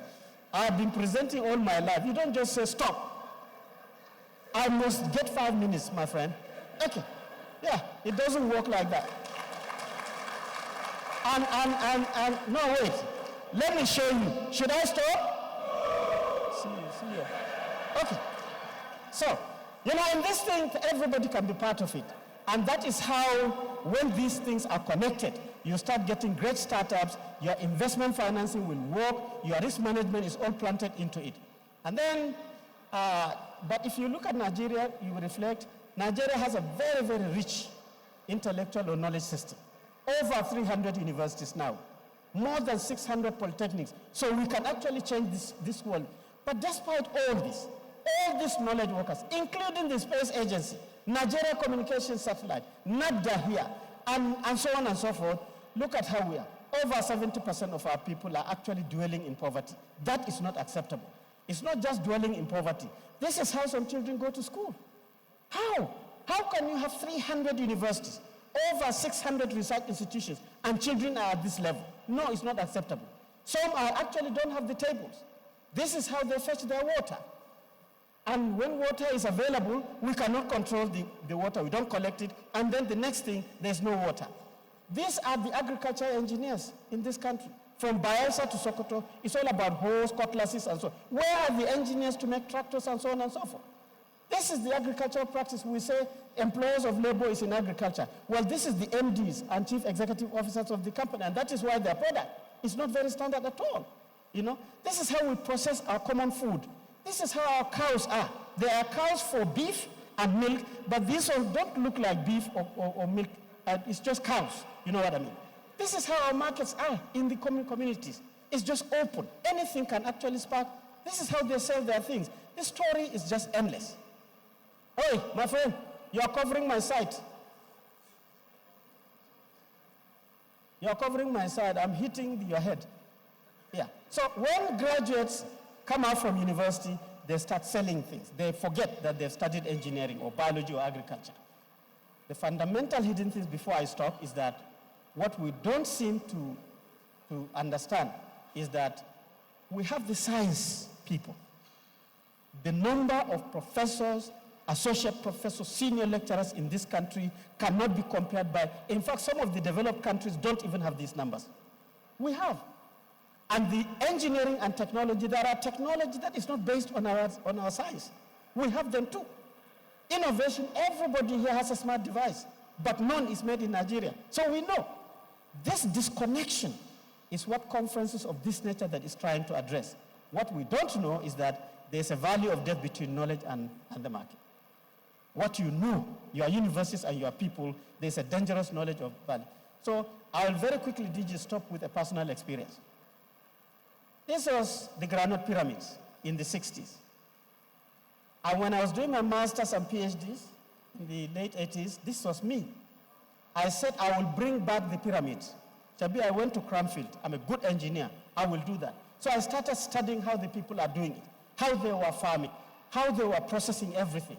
How did this granite pyramid disappear? I studied the mechanical and physical properties of granules to the extent that I know how many peanuts in a plant before you pull it out.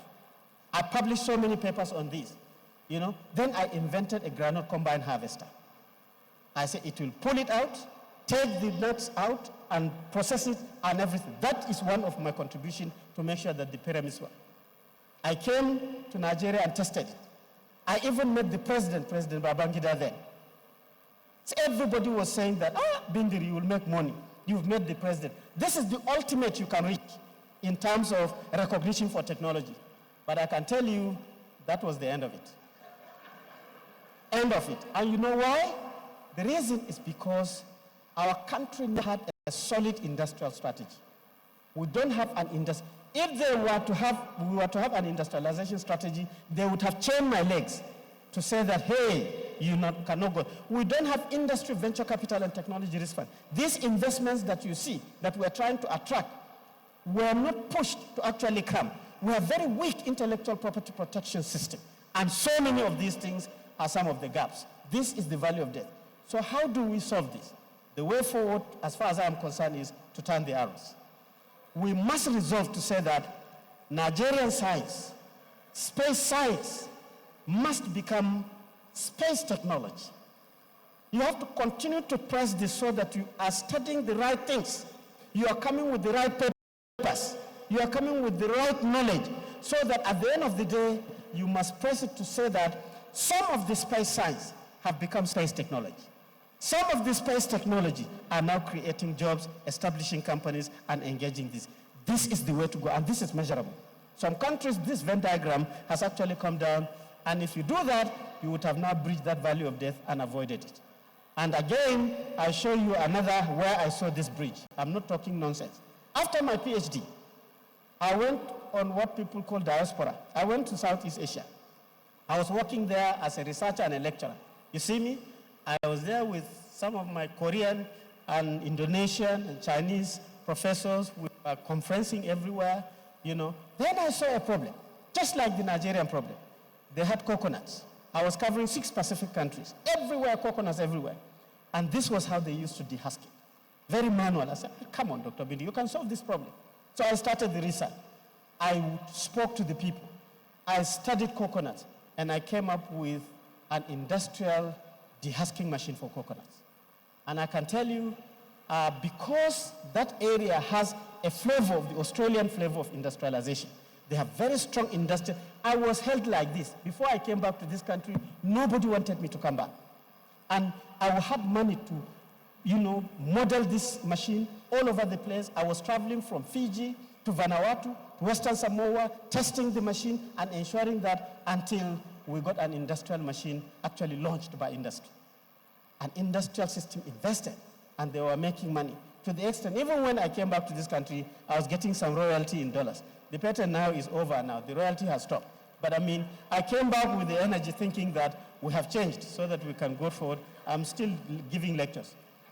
Anyway, so finally, the details is that for us to be able to change this, we have to shock treat the system. And shock treating this system, it means even the research and training system has to change. You cannot continue maintaining universities for just teaching and getting degree certificates. These universities must become excellent research and development and experimentation centers on things that are relevant to us. These universities must become production and industrial centers.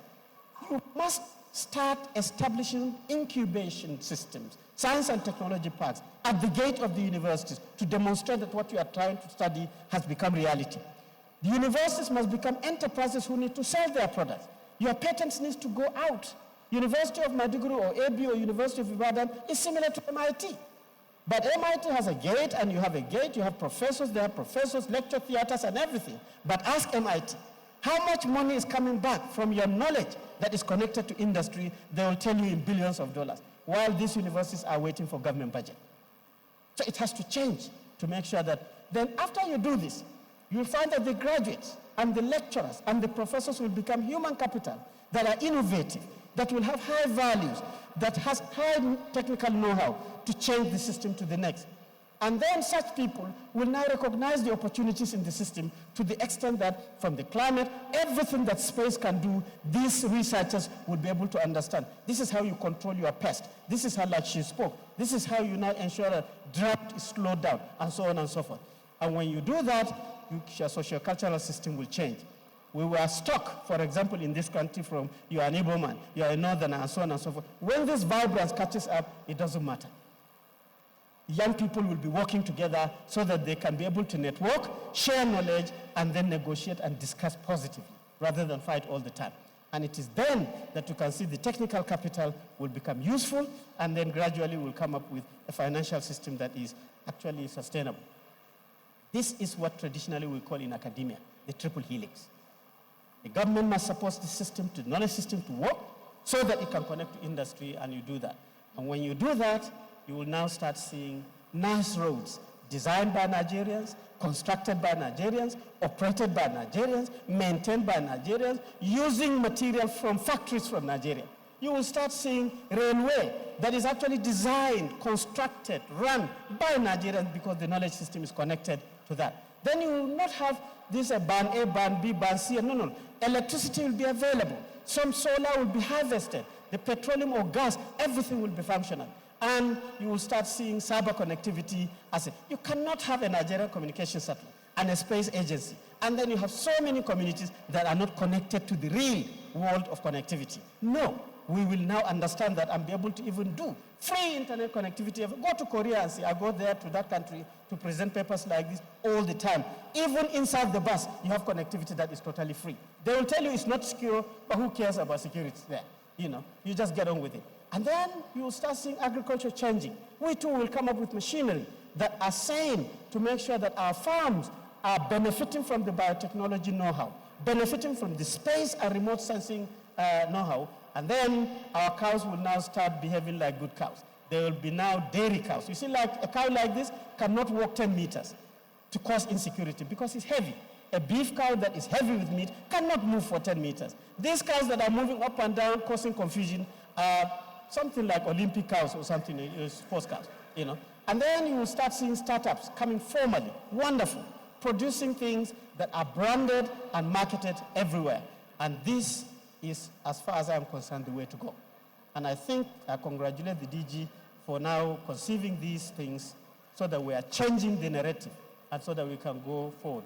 Well done, DG, for this partnership. So I will want to share something with you very quickly. Recently, I saw a problem with out-of-school children.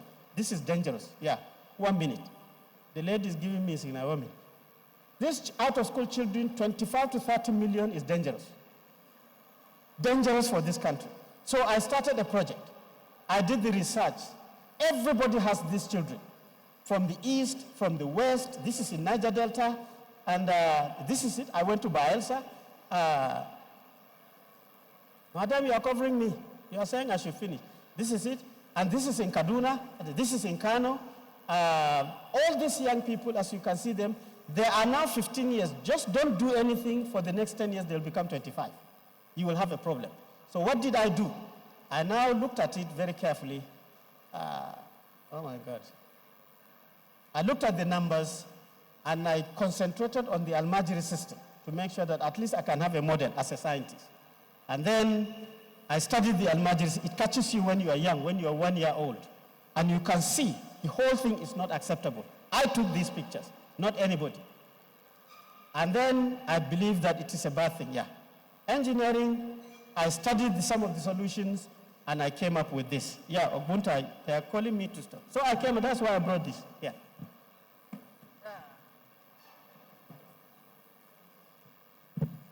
This is where space entrepreneurs can find me useful. I invented this device. And this is the wooden device that Almajiris use, but I put a pad on it. That's why I made my project. Now you have a digital device. The Quran can be here. The Hadith can be here. But you can put applications also to train children on how to actually become entrepreneurs, how to cook a goosey, how to repair bicycles, how to repair telephones. You can put thousands and thousands of applications, and already TikTok, Facebook, and so on has so much material that you can rip off if you are not scared of intellectual property, and then you can be able to, and you introduce this in communities, it can change it. So I believe that this brief presentation has demonstrated to you that if you invest wisely and you control your risk very well, it's possible to take advantage of the space technology and create startups to change this country totally. Thank you very much. Let's put our hands together for Dr. Umar Bindu. It's always a very Herculean task to stop an erudite professor like him. And he just whispered to me that he was given 45 minutes. And he ended by saying a very brief session that he had. Of course, ladies and gentlemen, he has spoken to us in just 10 minutes, 10 space minutes. Please put your hands together once again for our erudite professor, Dr. Umar Buba Bindu. Let me now invite Professor Wood. She will do us the honors of presenting this to Dr. Umar Bindu, a sign to say thank you for all you do for nation building. Thank you for all you do for Nigeria. Thank you.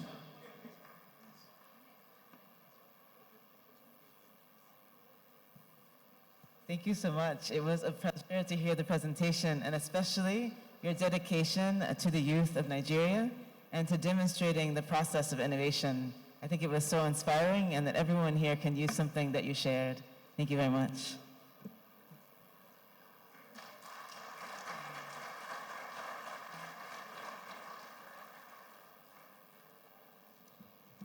It was an honor.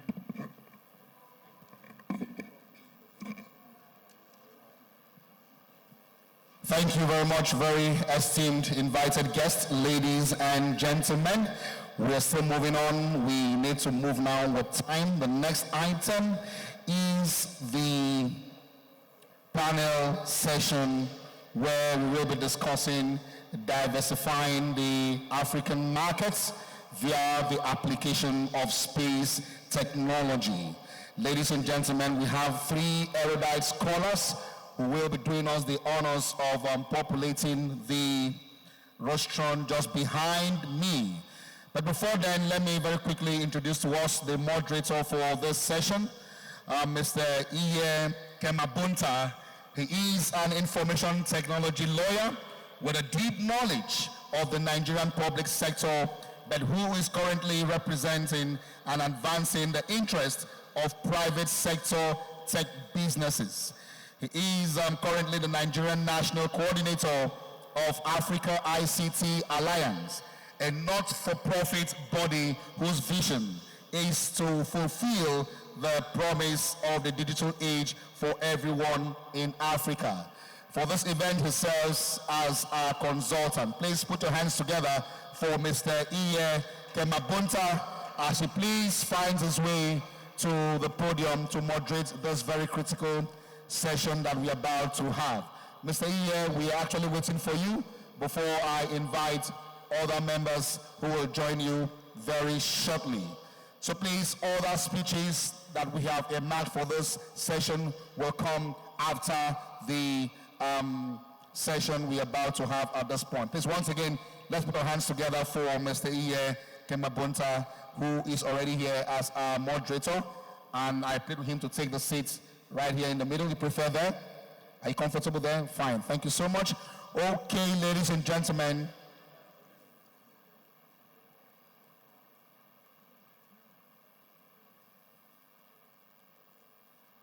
I will be bringing up on stage 3 very distinguished personalities who have contributed immensely to the cause of space science and technology, both in Africa, in Nigeria, and in Kenya. The first, ladies and gentlemen, is our Director General and Chief Executive of the National Space Research and Development Agency, NASDA, the 4th Substantive Director General. Please join me as I invite Dr. Matthew Olumide Adikboju to please meet the moderator for this session. Thank you. Also, let me most respectfully invite a man who is here representing the Director General of the Kenyan Space Agency. Himself is a director of the agency. As I invite Mr. Charles Nwagi. Mr. Charles Nwagi is joining the DG NASDA for this robust deliberation. And again, let me now invite the last when he was giving his lecture, a former SSG to Adamawa State Government, Dr. Umar Buba Bindo, will now join the DG NASDA and the rep of the DG of the Kenyan Space Agency as we now commence this deliberation. So please, the moderator, can we have microphones, the ICT, please? IT, can we have cordless microphones for the commencement of this session? Thank you very much. The moderator.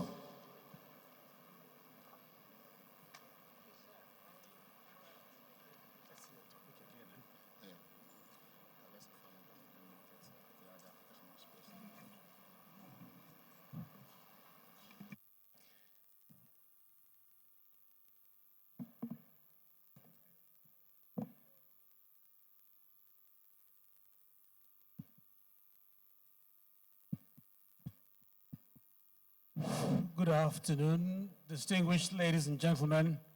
It's, yes, it's good afternoon. It's past 12 o'clock already. And I know that we had an early breakfast. Lunch will be by the corner shortly, I suppose. But I do have very fantastic gentlemen on stage.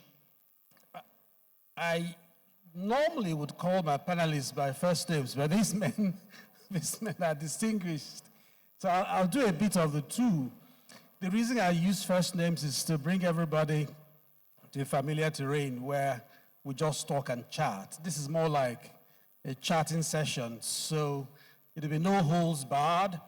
And I apologize to them ahead of time They don't know what I'm going to ask them at all. So that's putting them on the spot as it were. But it's also very interesting because it's a chat. You're not supposed to have prepared so thoroughly for it, so you're not giving us textbook ideas. You're talking off cuff, as it were. And then also speaking from your knowledge of your nation and also of the continent. I know the gentleman Charles from Kenya has a rich background because Kenya is indeed also Africa's greatest country in tourism. And I don't know how space drives that. He might be able to tell us. I don't need to introduce Dr. Bindri again to you. I would have said Omar, but he's stubborn, so that's why I'll be safer saying Dr. Bindri. But Matthew is sitting by me, so he would accept to be called Matthew, even though he runs Nigeria's NASA. I've always told everybody who cares to listen that Nigeria has a NASA, and you don't need to leave Nigeria if you're visiting if you haven't been to Nigeria's NASA. And I hope our guests from overseas will take time out and actually go to the NASA. Now, why I'm insistent on you visiting NASA is because it's been run now by a visionary.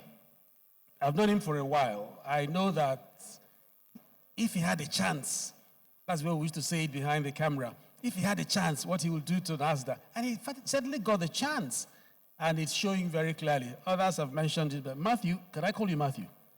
Matthew, okay, thank you.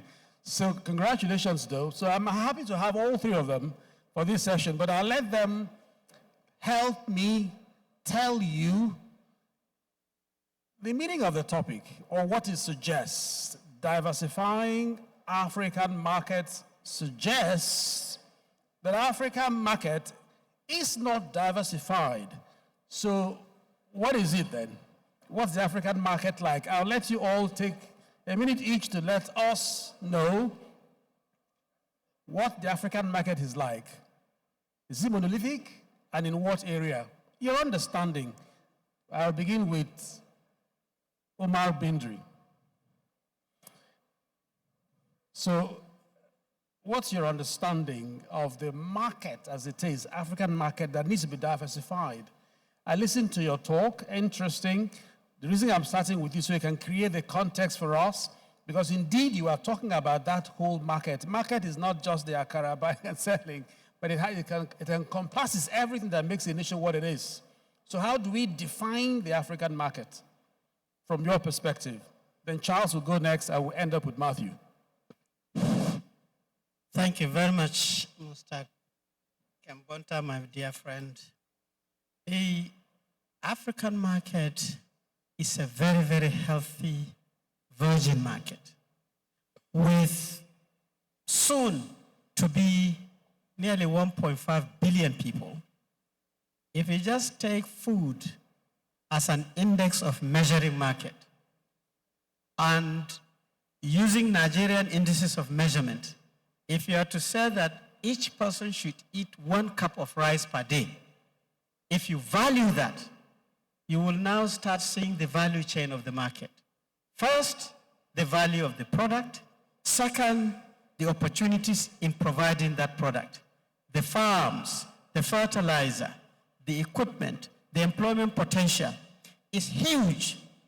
Now, the fortunate thing for the space agency in Nigeria here is that it is already demonstrating leadership in the space adventure. And the linkage with the government as a government institution must realize that NASDA needs to be supported to take advantage of the African market. Space technology covers education, and Africa needs education. Space technology covers agriculture, and Africa needs agriculture immensely. Space technology covers the environment, both its control and management. Africa requires its environmental protection strategy, and so on and so forth.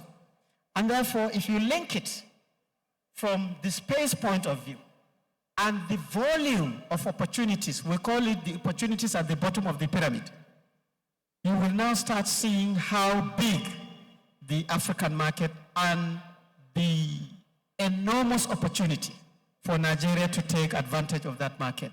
So, as far as I'm concerned, Mr. Kubonta, this is a very healthy development, particularly this kind of forum, to make sure that we wake up to our responsibility. And as I said in my presentation, this market can be there, but if your science is not strong, your technological evolution is not strong, and you're not innovating well, you cannot take advantage of that market. Thank you. Excellent, excellent. So Charles, again, my question is derived from his response. It will also task you to think on your, on your seat, as it were. So if the description shows that Africa has a lot of potentials across all sectors, so we're not really defining that market as it exists in terms of profit, but as it exists in terms of opportunity. Is that correct? So, yes. Thank you for that question. And again, I take this opportunity again to convey greetings from Kenya and from our DG who couldn't be able to join us. And thank you for the DG in ASDRA for having extended the invitations to us.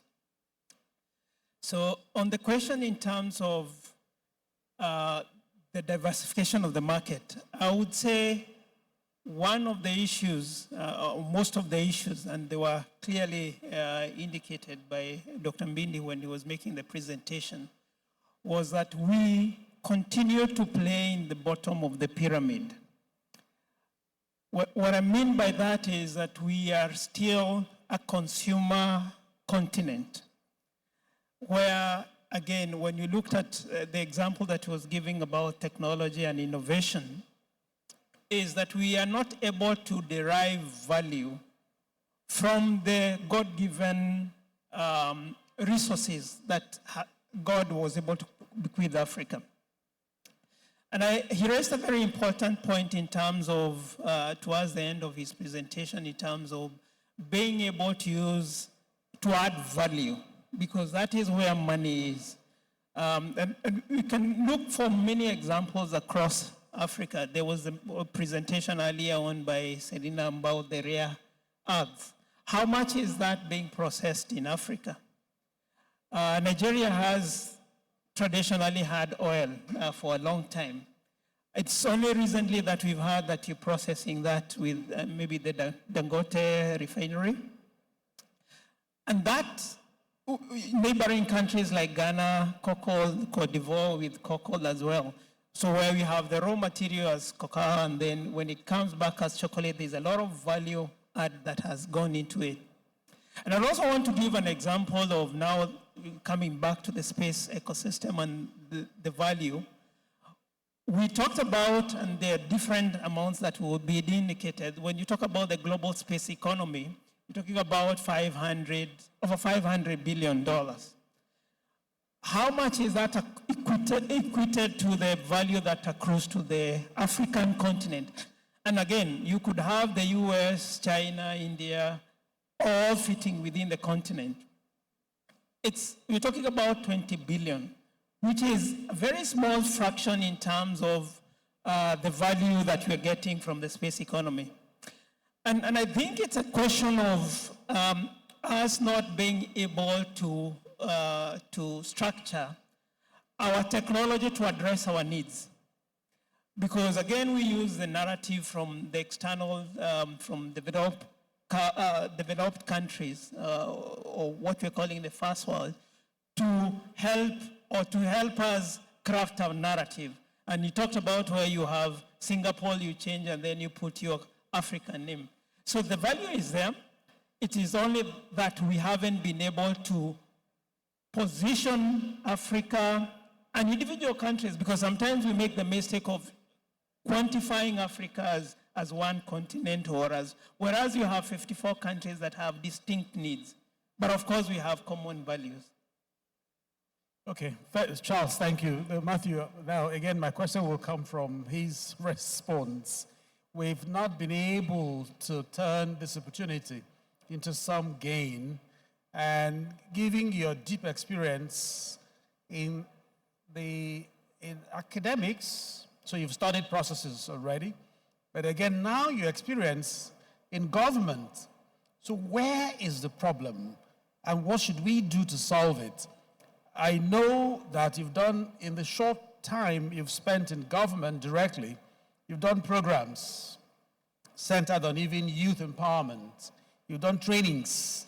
You're looking ahead and seeing how you can position. So share some of those thoughts with us. Let's understand how our people can take advantage of what exists and then turn the table and are able to explore and exploit the resources that are available to the continent. Thank you very much for the overview of the problem we face in this sector. But sincerely speaking, I look at the title of this discussion, or the panel discussion, which is Diversifying the Africa Economy Through Space Applications. When I was appointed as Director General for NASDA, it gave me the opportunity to carry out SWOT analysis. And I came out with 3 major solution pipeline. One of them is investment on the staff, which is personnel management. There are some skill acquisition that we need to embark upon. Secondly, is to position ourselves properly within among the committee of spacefaring nations in the world. And thirdly, is to mainstream the private sector into Nigeria and by extension, African space ecosystems. So preparing for this session, first and foremost, on the continent of Africa and Nigeria in particular, we have not been able to put in perspective the economy of space. Today, nearly all of us in this room are consuming space products right now. But when the federal government or CBN or Central Bank of Nigeria or Central Bank of every nation on the African continent want to cluster the revenue that comes from this sector, they put it under ICT. Whereas ICT cannot even fare well without space science and technology. First and foremost, we need to identify our sectorial applications, which is already doing well within the African continent. Then, when we know where we are, then we'll be able to actually use the successes that we already recorded to advance to the next level. Right now, we may not be there because of infrastructural challenges, but location-based services that is in thing in the Western world and in the Far East and the Middle East is something that is taking hold in Nigeria too. You have Amazon, you have Alibaba, so also we have Jumia. All these are spin-off from space science and technology, because without the GNSS, without the communication satellite, without the Earth observation satellite, all these location-based services is not possible. There won't be the likes of Amazon, there won't be the likes of Google, there won't be the likes of Alibaba and Jumia on our continent here, in our country. So taking it from another perspective, you have Uber. Uber services is not possible without the space applications. You have InDrive in Lagos and in Nigeria. You have a boat, which is all over the world. These are some of the sectorial successes that is already there. How do we mainstream and bring our youth population to have, because one thing, if your father was a king, for you to behave or to perform like a prince, it's a done deal because it's in preparation for you to become king. If you have seen people doing well, billionaires and millionaires in your field, then you know that what you need to do is to go by some of the things that is recommended by engineer Dr. Bindu for us to bring the science, technology together. I forgot the third one, is innovation, together to make that each success. In our sector here, there are some challenges within the market. First and foremost, regulatory framework is missing. But without regulatory framework, there is no peace of mind and there is no incentive for foreign direct investment into the startups or businesses in the space applications. Of course, the second problem, which is the awareness and media publicity, which has been diverted or turned upside down. It is incumbent on us, the practitioners in the space sector, to go out there and tell the story by ourselves and show all these success stories that we have. I was having discussion with some of our partners from Egypt, eGates, and we were looking at, in the next 5 years or 10 years, most of our communication will not come from terrestrial solution. It will come from the communication satellite. What have we put in place? How do we encourage the youth to develop applications, to develop solutions? We have in Nigeria here about 70% of our population in the countryside. That is, most of them are not served with telecommunication facilities and infrastructure. But this problem has been cracked with direct-to-device solution. One of our partners here, I don't know where he's seated now, is from China. That's one of the business that we are bringing to the market now. It's direct-to-device. You don't need all this mass that is all over our cities. And when you have the mass near your buildings, and that is one of the sources of cancer, because of the radiation that comes from those equipment. We've seen in the last 20 years how the cancer prevalent is ever growing on the continent of Africa, because studies are not really focused in this, the drivers of some of these health challenges.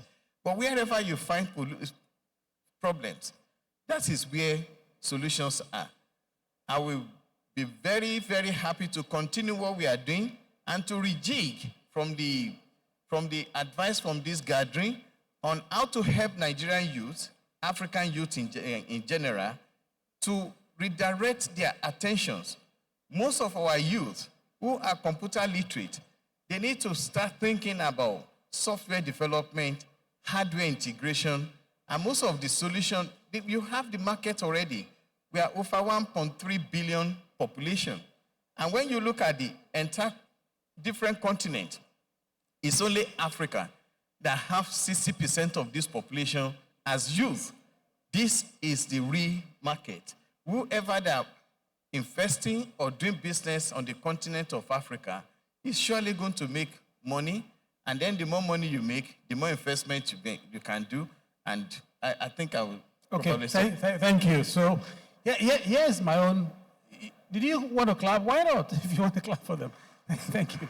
So I have two perspectives. One, the second one will be about the first two speakers this morning, the ladies from the US. But before them, I would talk about innovation. You know, you mentioned that we need to encourage our youth to be innovative. That's my second concern. And I know that we don't have a lack of innovation itself. Nigerian youth are extremely talented and they're very innovative. But just like Binduri invented the groundnut crushing and processing machine that ended nowhere. So I happen to know, except in fintech, most of our innovations don't get anywhere. So I support the idea of encouraging them for more innovation, but what happens after? Where's the block? What's stopping the adoption of those innovations? What stopped his? The thing that stopped his own is also stopping everyone else that is coming behind. There must be a solution to it. I think I have an idea, but I'm not on the panel. I'm only facilitating. So my next concern, which I'd like all three of you to also discuss, is, and by the way, Hayes, we should have given you a name too, but they said your name is simple. But Aisha would, both of you are seated, and I'd like you to hear what we think. Your visit to Nigeria, in my opinion, is very encouraging. You're actually, I think, expecting some partnerships. So it would have been our responsibility to bring the right kind of persons into the room who would talk with you and understand the solutions you have, and then have some kind of globalization, as it were. So we can also see what we can learn from you and what we can give you and have a thriving industry that is based on space technology, essentially. So how do we get that to happen? What's the solution to their visit? How do we make sure that they come again and again, and then something grows out of it? Just the way Satellantes and Proforce had some discussion last time and something happened. These two concerns, I repeat them. The first is making sure that our innovations don't get stunted and die, and then seeing how we can cooperate or collaborate with other parties who come to our events and build an ecosystem that is thriving. Charles, do you want to attempt any one of the two? Thank you. From my experience, and we've done an analysis also, an assessment of our ecosystem, there are two key points, and I think it has come up a number of times, even yesterday, about funding. I always say Africa, we're not poor. The challenge has always been, where do we allocate our resources? And we give the politicians the reason for them to invest in technology. Because every time we look at the politicians, what would secure for them votes is what they invest in. But, and again, it was also presented by Dr. Bindi when he was saying that there is a huge disconnect in terms of what we are developing as innovation within our universities, where we are innovating not to address the challenges that we have within our society, but innovating being influenced by the West. So where we will take examples or take lessons or papers that have been developed in the West, and then we try to customize them for our needs. I think the major challenge that we should be extending, and again, earlier in the morning, Dr. Wood was asking how many people in the academia are in this room, and there were a few hands that were there. One of the questions we need to ask is, are we bringing everyone who needs to be in the room to be in this conversation? Because I don't remember which other, there's another presentation or presenter who indicated that sometimes we tend to talk to ourselves where we have the space people who are having their event here. It is only when we have, if we want to have the impact going to the ground, if we say we want to target agriculture, for example, then we need to have the farmer in the room so that they're able to understand what is this space technology, how will that impact their lives. And then the other element that we need to bring in is the element of co-development. Because if you leave out the farmer or the person who is supposed to develop the policy in terms of the implementation, then that will not work. Then the other major gap apart from the funding is the government institutions are lethargic to using technology. What that means is that we have a huge market which we have not been able to unlock. And even if we talk about innovation for the youth, that will not go anywhere until when you have a big consumer of the technology into your ecosystem. So if it is agriculture, if the Ministry of Agriculture, and I'm using agriculture, that could be any spatial planning, it could be any other ministry. Until when they grow their appetite for wanting to onboard new technologies, that is the only time that they will create opportunities for the innovation to find their way into the market. And government is one of the major consumers. But what do we tend to do? We tend to, and I talked to that earlier about being consumer, because we have not created the R&D facilities or pipelines that would make us comfortable as government entities. Because if you are a government employee, when you make a decision, then it means that you are accountable for the decision that you make. So would you be comfortable making a decision based on an R&D solution that had been developed locally that that has not been tested? Or should we also allow the people who are in government to use the technology as it evolves? Because the tendency is that because something has been tried in the West and it has worked, and then we adopt it because, again, it has been tested.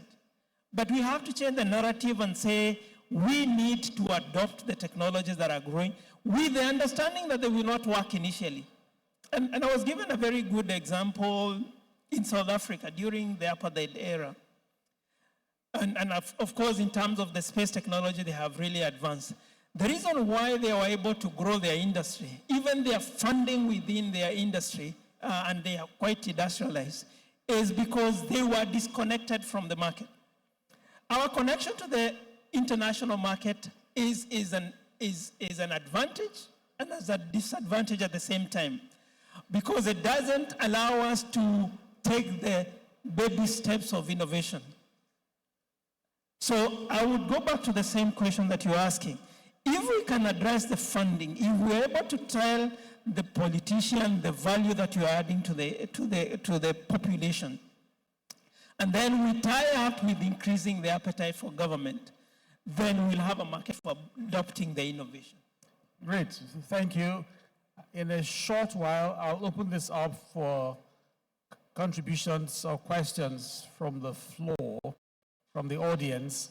But I see that Dr. Binder wants to have a go at this issue, but I'll change the question to get you thinking again where you're seated.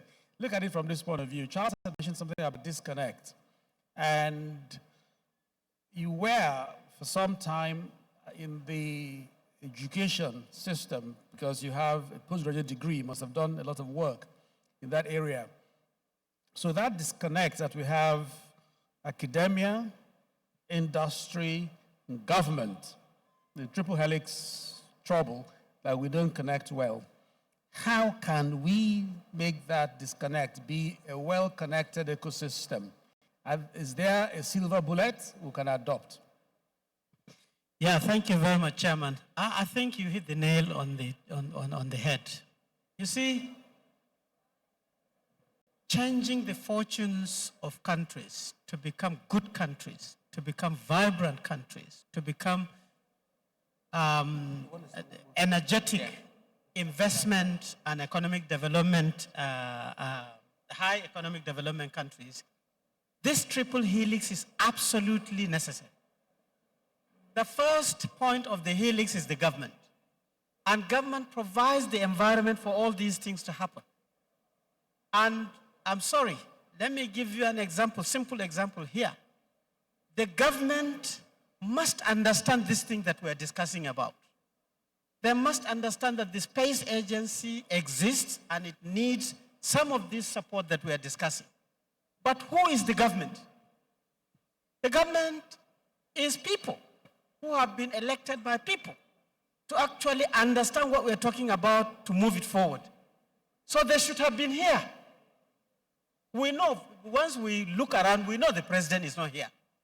But we need somebody to have been here to tell the president what we have discussed so that the policies can be polished up. The first person who should do that is the vice president.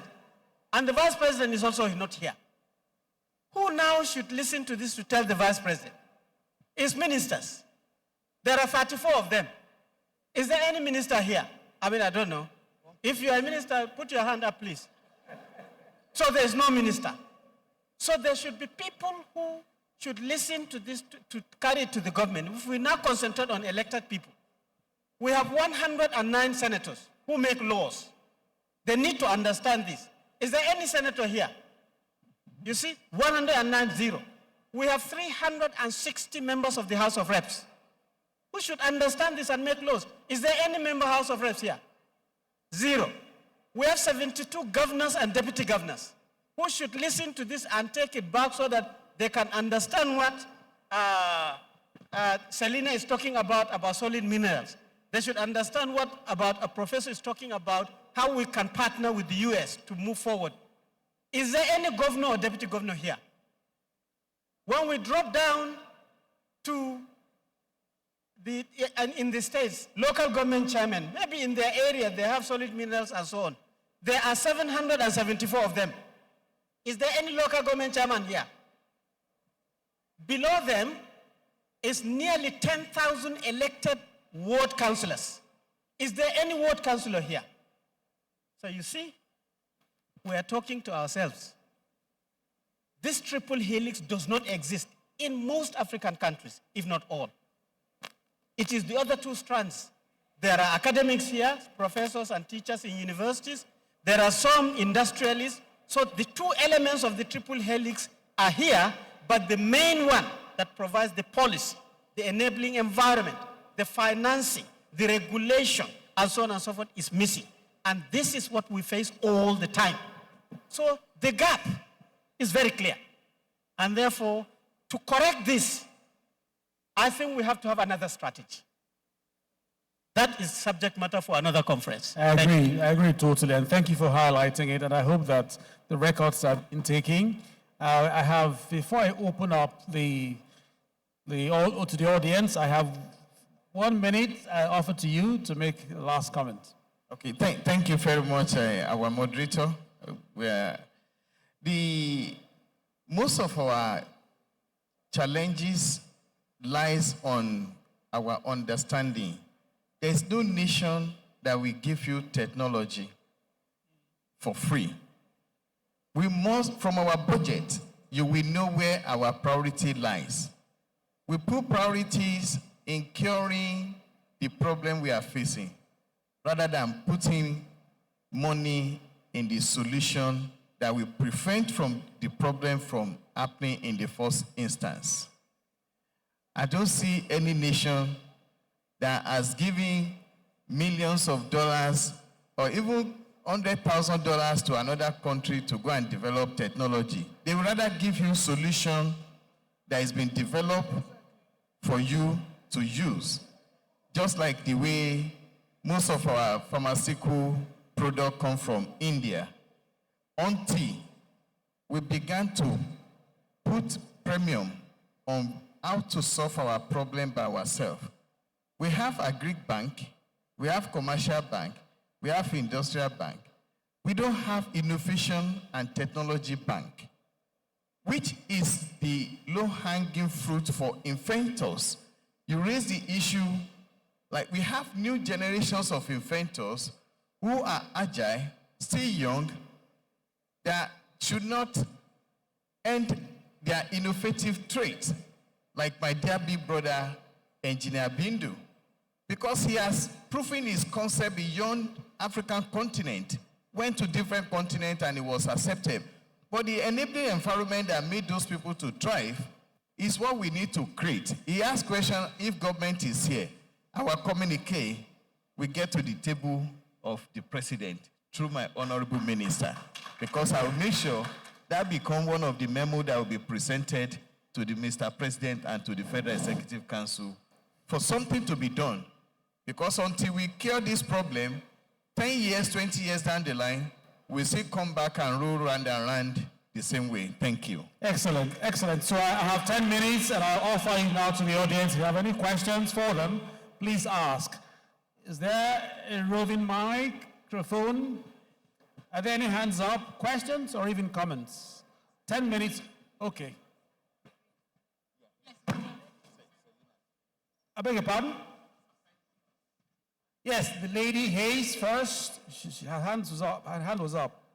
Yes, thank you. This great panel. And by the way, I do have a Nigerian name. I'm Oluwadamisi is my Nigerian name. Oluwadamisi. Oluwadamisi. Fantastic.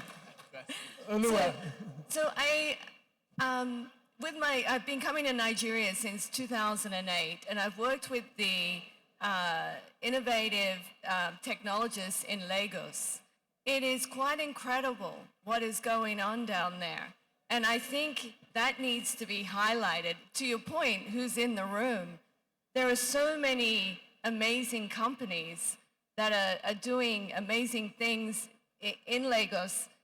Could have been here in the room where you can have that innovation and that collaboration occurring and come out of this conference, with something. So I would encourage, even though we're here in Abuja and this is where the government is, I think Nigeria has one of the, and the same with Nairobi, I can't see Charles, but Nairobi and Lagos have the most innovative tech centers in the world.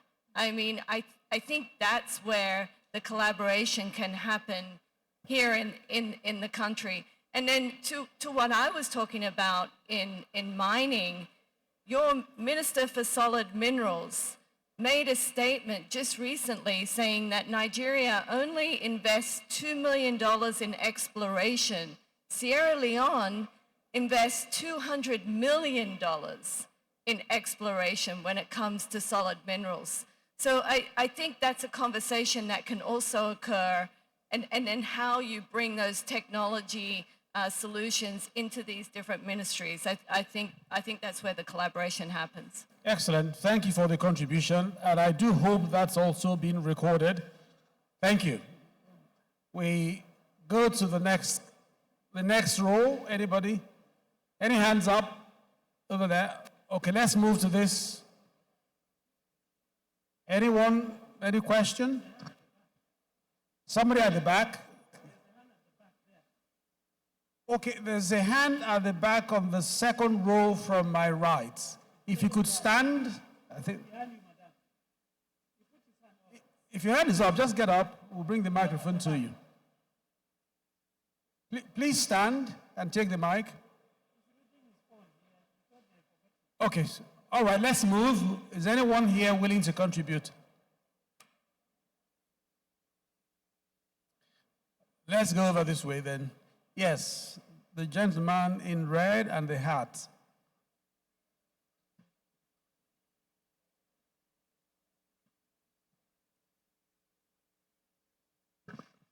Good afternoon, all. My name is Captain Isa Noah Amwe. I work with the African Maritime Safety and Security Agency. I have been in this event since yesterday, and I want to use this medium to appreciate the organizers. And kudos to our technocrats who are the panelists. I observed that in the course of this conference, the maritime industry has not been captured, and is very critical and particular for Africa. Africa has a very rich maritime terrain, and this is an African event, and I want to suggest that in the next event, we have Africa captured, the African maritime space captured in this event, because Nigeria is a very big country. I am in Nigeria working with an African agency, and I want to say that Nigeria possesses a very strategic space in the African continent. We should please incorporate relevant stakeholders in this event in the next conference. Thank you. Thank you for the contribution. It wasn't a question, it was a suggestion. We're grateful for it. I have 5 minutes to round off proceedings. I will then ask the panelists to take a minute each and make a closing. Aisha. Tepaka. All right, give her the microphone. If you can say it in 30 seconds.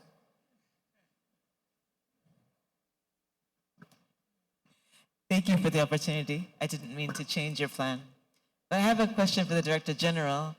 Briefly, I'd love to hear some success stories for area where NASTRA has already developed applications that you're very proud of. I know there are some, but maybe some recent examples where you already demonstrated the value of satellite capability and Earth observations for applications. Just a brief example. Thank you. Yes, that's true. The challenge for us, from my point of view, is adoption. It is a system where those innovations see the light of the day. That's the problem. That's the disconnect. We need to begin to use our inventions. That's it. Once we adopt them and use them, they'll flourish. How to make that happen is a challenge that these gentlemen were hinting at. Policy, regulation, governance might be the solution. But thank you for raising it again. But ladies and gentlemen, I need to bring this to a close by asking them to make their closing statement in just a minute each. If you please listen. Yes, sir, you can go first. Thank you very much, Inye, for doing a great job. Not for affordance of doubt, Nigerian Space Agency, in collaboration with our sister agencies on the continent of Africa, we have decided to open up the business environment, and that's why we are reaching out to our partners all over the world. That the time has come for us to work hand in hand in providing solutions to African problems. Hardware, software, and other likes. Let us find a delicate balance to produce some of these on African soil. With our partnership, Nigeria is taking the lead by introducing space regulation and spectrum management. Our space regulation is to make sure that you are comfortable and your investment is protected. Welcome to Africa for new business in space, science, and technology and innovation. Thank you. Thank you too. Charles, do you have a sentence or shall I pass? A sentence. So in a sentence, I would say, we say Africa has the youngest population. We stand the risk of losing that population, and that was indicated earlier, if we are not able to give them an environment where they can innovate. And we have to increase the appetite in government and across the different sectors so that we create also opportunities for them to be able to make money, so that the pictures that Dr. Binu was indicating, where you have kids who are staying idle, are not able to stay idle, and they are able to create value for their lives. Thank you. Thank you. Dr. Bendry. Yeah, my parting comments. Thank you very much, Professor Wood, for the comment on the need to mention success stories. There are success stories. Nigeria Communications Satellite Company is a success story. However, it must decide either to be private or to be public. If NICOMSAT is public and it's going to reel out internet connectivity all over Nigeria, down to the primary school, innovation in this country will spur beyond what you can think of. Second success story is the telemedicine. We have perfected it. We have a company, Innocent, in Enugu, manufacturing buses.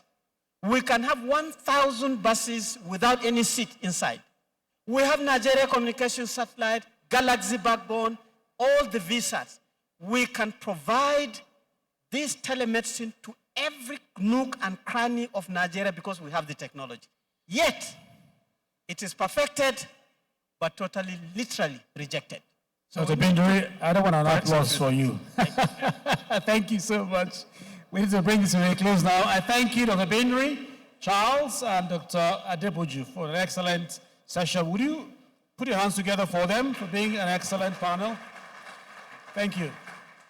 Thank you very much, Mr. Moderator. Please, let's have the group photograph, the moderator, and the team of panelists. Thank you so much, Mr. EA. Thank you so much, DG NASDA, Dr. Matthew Adepoju. Thank you so much, the rep of the DG of the Kenyan Space Agency, Dr. Charles. Thank you so much. Also, Dr. Umar Bindo, former SSG to Adamawa State Government.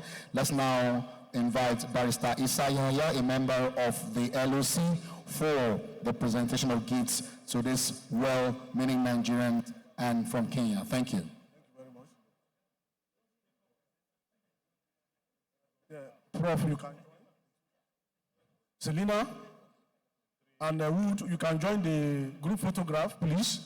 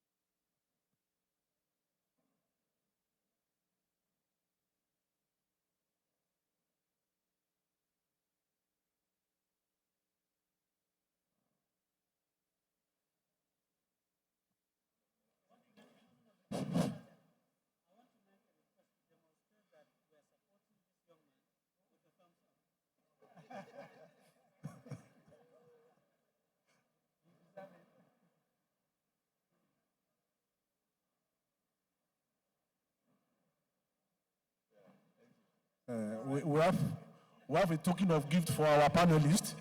Please, moderator, can you announce we have a token of gift for our panelists? So we'll now invite Barrister Issa, a member of the committee, to please present the gifts to the team of panelists.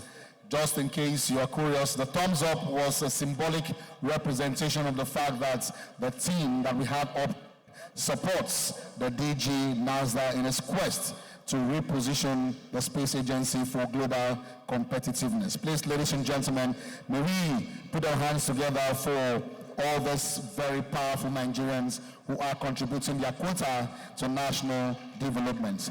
Thank you very much, very resplendent ladies and gentlemen. Thank you. I think we are done with this. Let's move on now.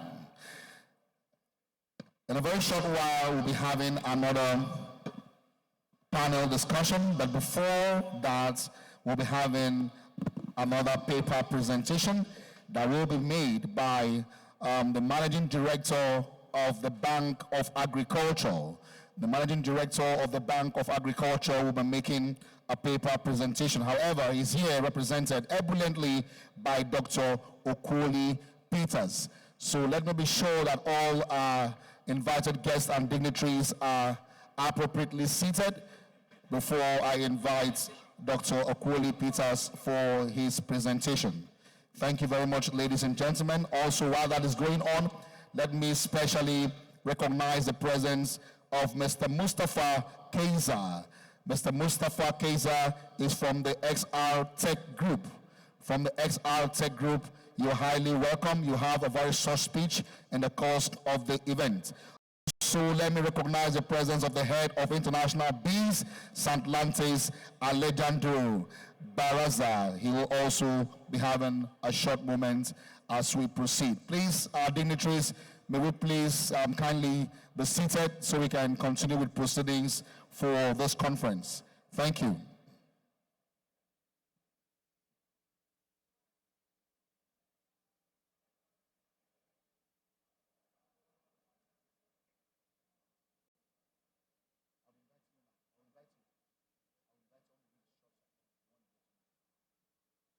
Please, may we kindly resume our seats.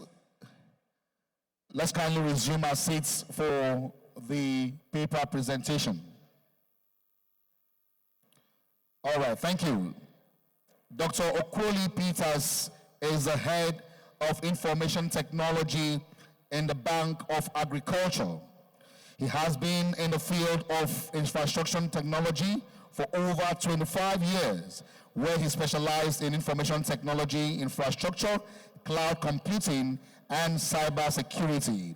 His first degree is in electronic and telecommunications engineering, while his master's and doctoral degrees are in information technology. Ladies and gentlemen, he's here to represent the Managing Director and Chief Executive Officer of the Bank of Agriculture, and he will be speaking on the topic Space Economy and Emerging Markets in Africa, Strategic Relevance, and the role of the Bank of Agriculture. If your hands are not too busy, please join me as I welcome Dr. Okoli Peters for his presentation. You're highly welcome here representing the Bank of Agriculture, the Managing Director precisely. Thank you. Thank you, moderator. Thank you, everyone. I observe, every other protocol observes as it is.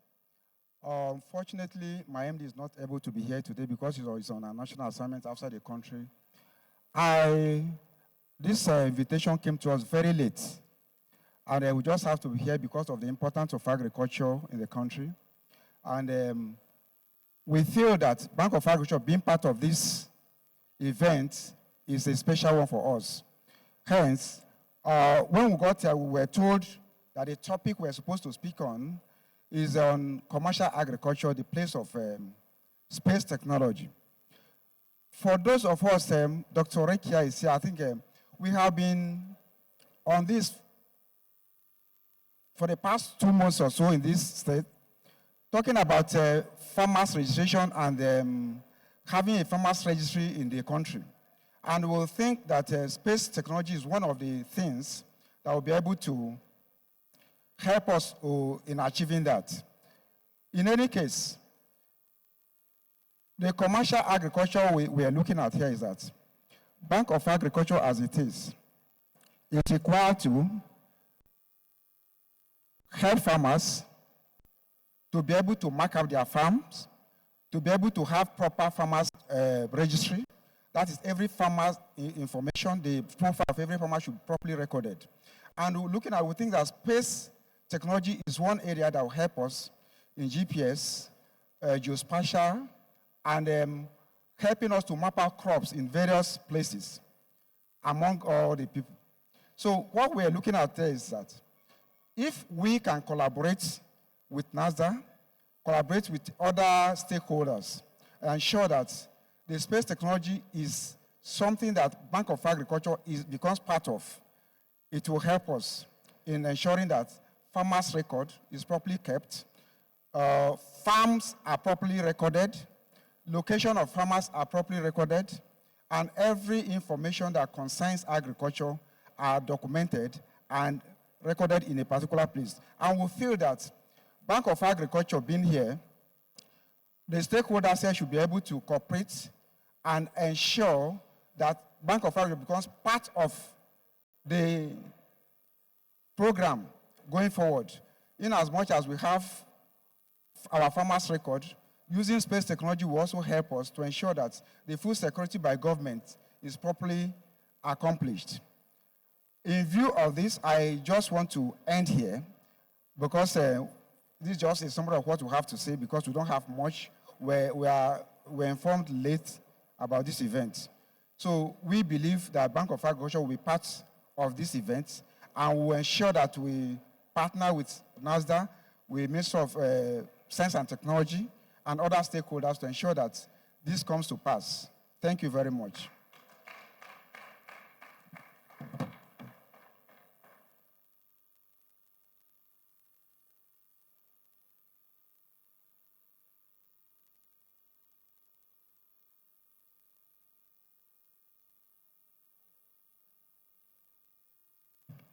Let's put our hands together for Dr. Okoli. Could we have a gift, as usual, for his presentation? Thank you very much, organizers. Please, let's have it ready at this time. Thank you. While we prepare for the next session, which will be the last panel discussion we'll be having for today. Thank you. So please, organizers, let's go ahead with the presentation of gifts. Thank you.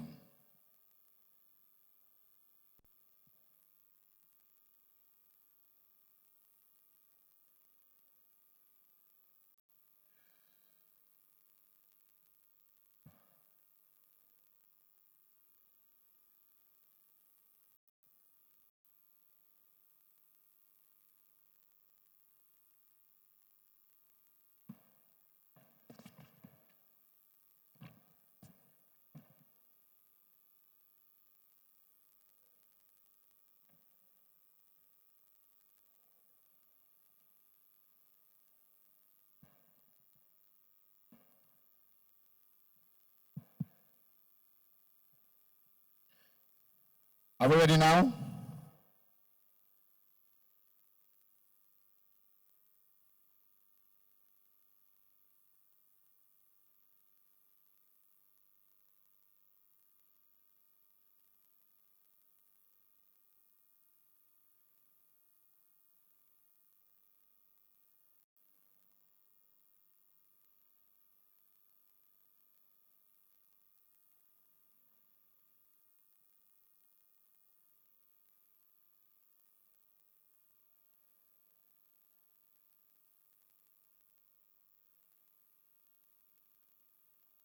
Philippa.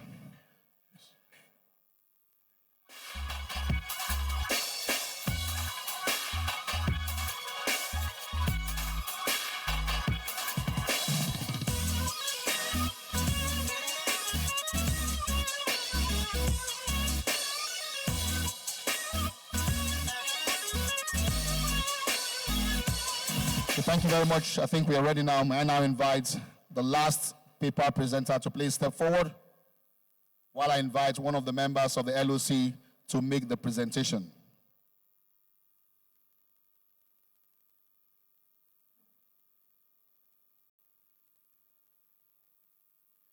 Please, ushers, ensure participants behind this auditorium come in for the concluding parts of today's session. Please. We have some persons outside. Please kindly send them in. Thank you.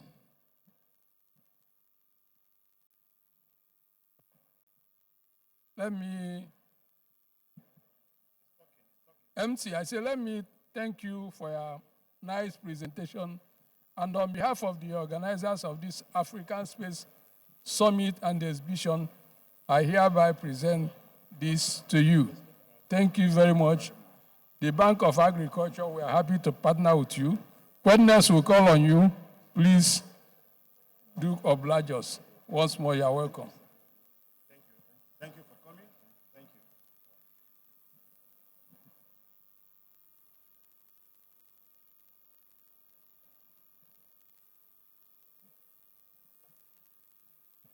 Thank you very much. Thank you so much, ladies and gentlemen. Okay, just before we take the panel discussion, do we still have Mr. Mustafa Keiza from XR Tech Group? Are you still here? Mr. Mustafa, are you here? Okay, we move on.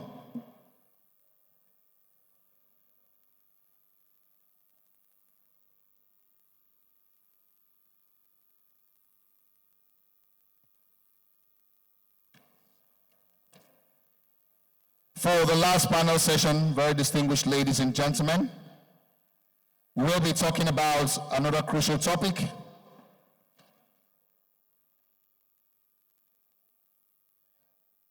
Monetizing space data, practical applications on satellite data in mining, urban planning, transportation, and disaster management, and in telecommunications.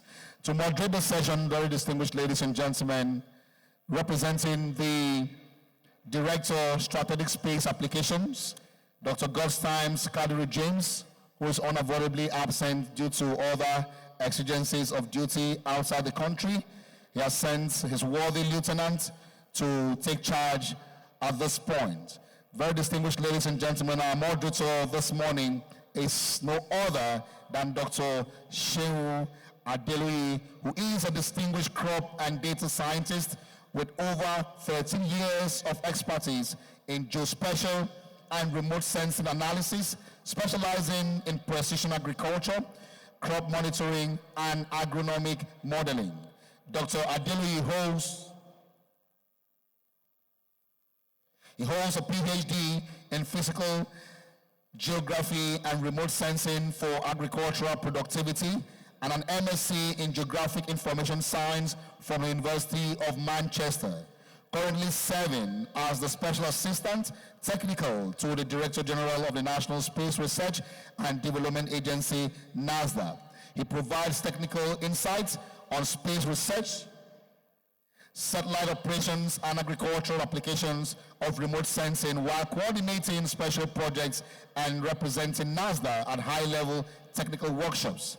As a Chief Scientific Officer at NASDA, he leads the NASA Harvest Crop Inventory Mapping of Nigeria, overseeing a team of 30 researchers dedicated to satellite-based agricultural monitoring, and convenes the Nigerian Irrigation Farming Mapping Project, collaborating with NASA, the University of Delaware, and the International Institute for Tropical Agriculture, IITA, to enhance irrigation mapping in Nigeria. He also serves as the lead researcher on NASA's Agricultural Research and Development Farm. Dr. Adeluyi served as the lead consultant for Olam International Rice Farm, Nigeria's largest and most mechanized rice farm, where he applied satellites and UAV-derived Earth observation data to improve yield outcomes and has established precision agriculture frameworks for monitoring rice yield all round year. Ladies and gentlemen, I present to you our very dynamic and erudite scholar. He will be our moderator for this session, Dr. Adeli. Please, a round of applause for him as he takes his seat. You're highly welcome, Doctor. Also to join him is from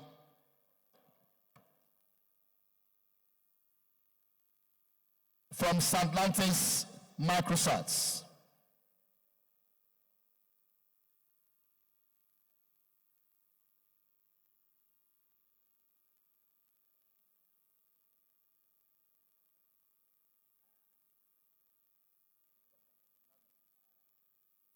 Thank you very much. To join the moderator, very distinguished ladies and gentlemen, is Dr. Mustafa. He's here standing in for Dr. Idris Jega, who just left the DG for other very pressing engagements. Please put your hands together for Dr. Mustafa as he comes up to join the moderator on the stage. Is he here? Dr. Mustafa, please join the moderator. Thank you very much. Please, a round of applause, very distinguished ladies and gentlemen, as it comes. Okay, also to join the moderator and Dr. Mustafa is no other than the Managing Director of ABBA Technology Solutions. ABBA Technology Solutions, Mr. Power Aden. Mr. Power Aden, please put your hands together for him, ladies and gentlemen, as he comes to join the team on the rostrum here. Thank you very much. Thank you. And of course, we have the head of International Beasts Atlantis, Mr. Alejandro Barraza. Is he still here?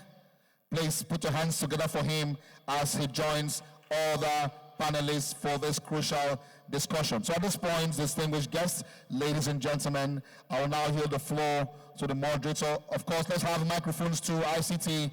Please let the microphones be made available for the panelists. We don't have microphones, okay, we have them here now. So ushers also be on standby for other engagements. So Mr. Moderator, you can now start. Thank you.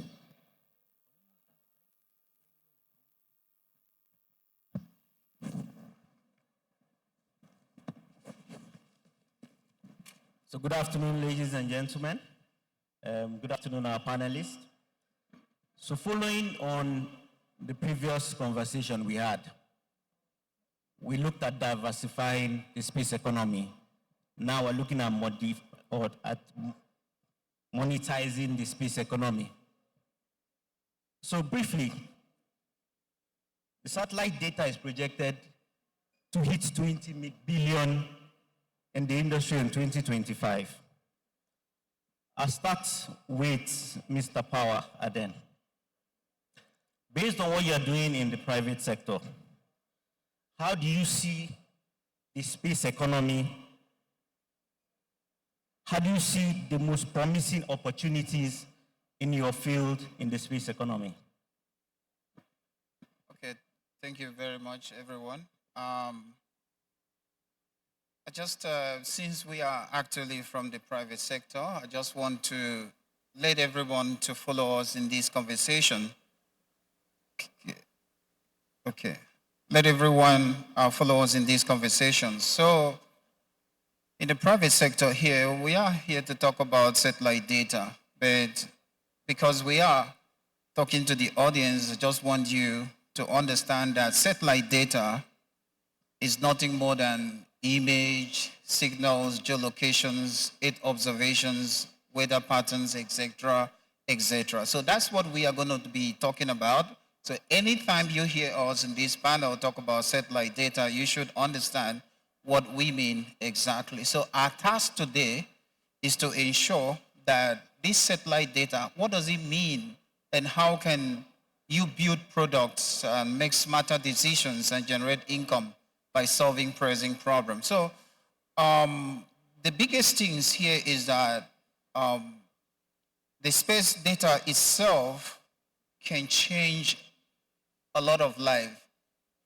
Space data is not about making the billionaires wealthy. It's about making lives better, smarter, for everyone here on Earth.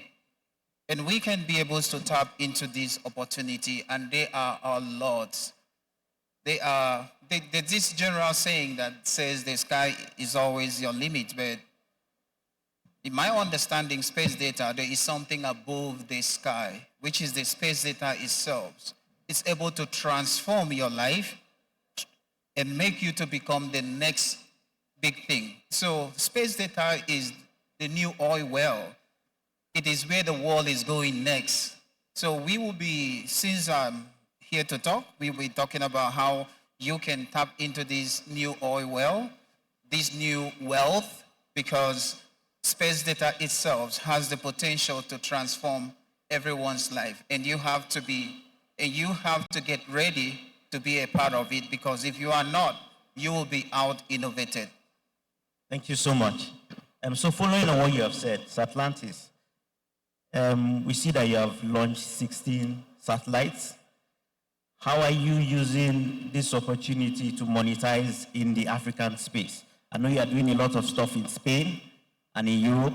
How are you translating that in Africa and in Nigeria?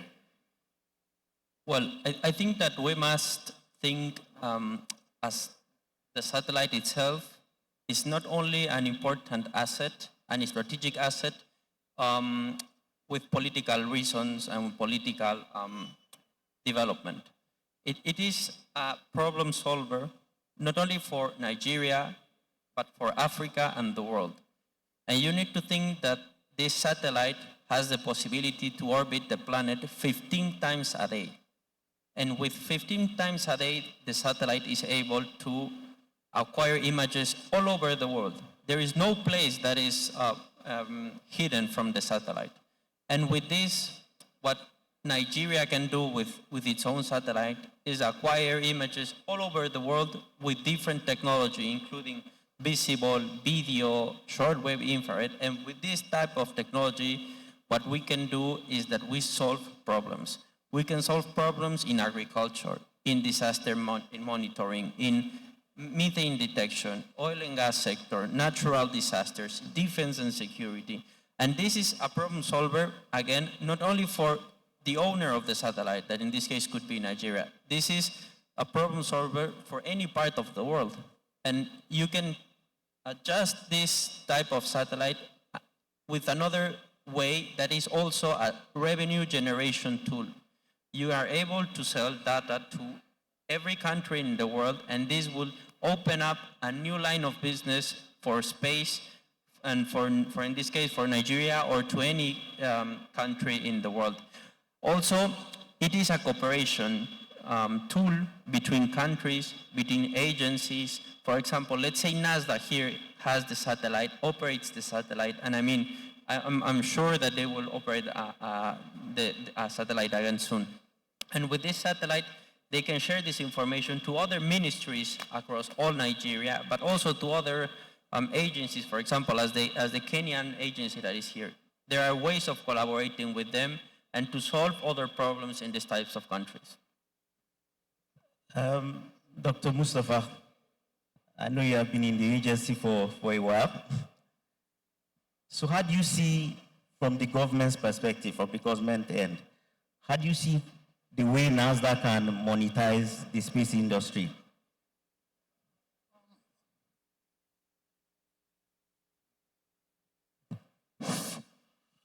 Thank you, Dr. Shin. First of all, let us start by looking at the application areas of the space technology in general. I have with me a few of them, and the first one is environmental monitoring.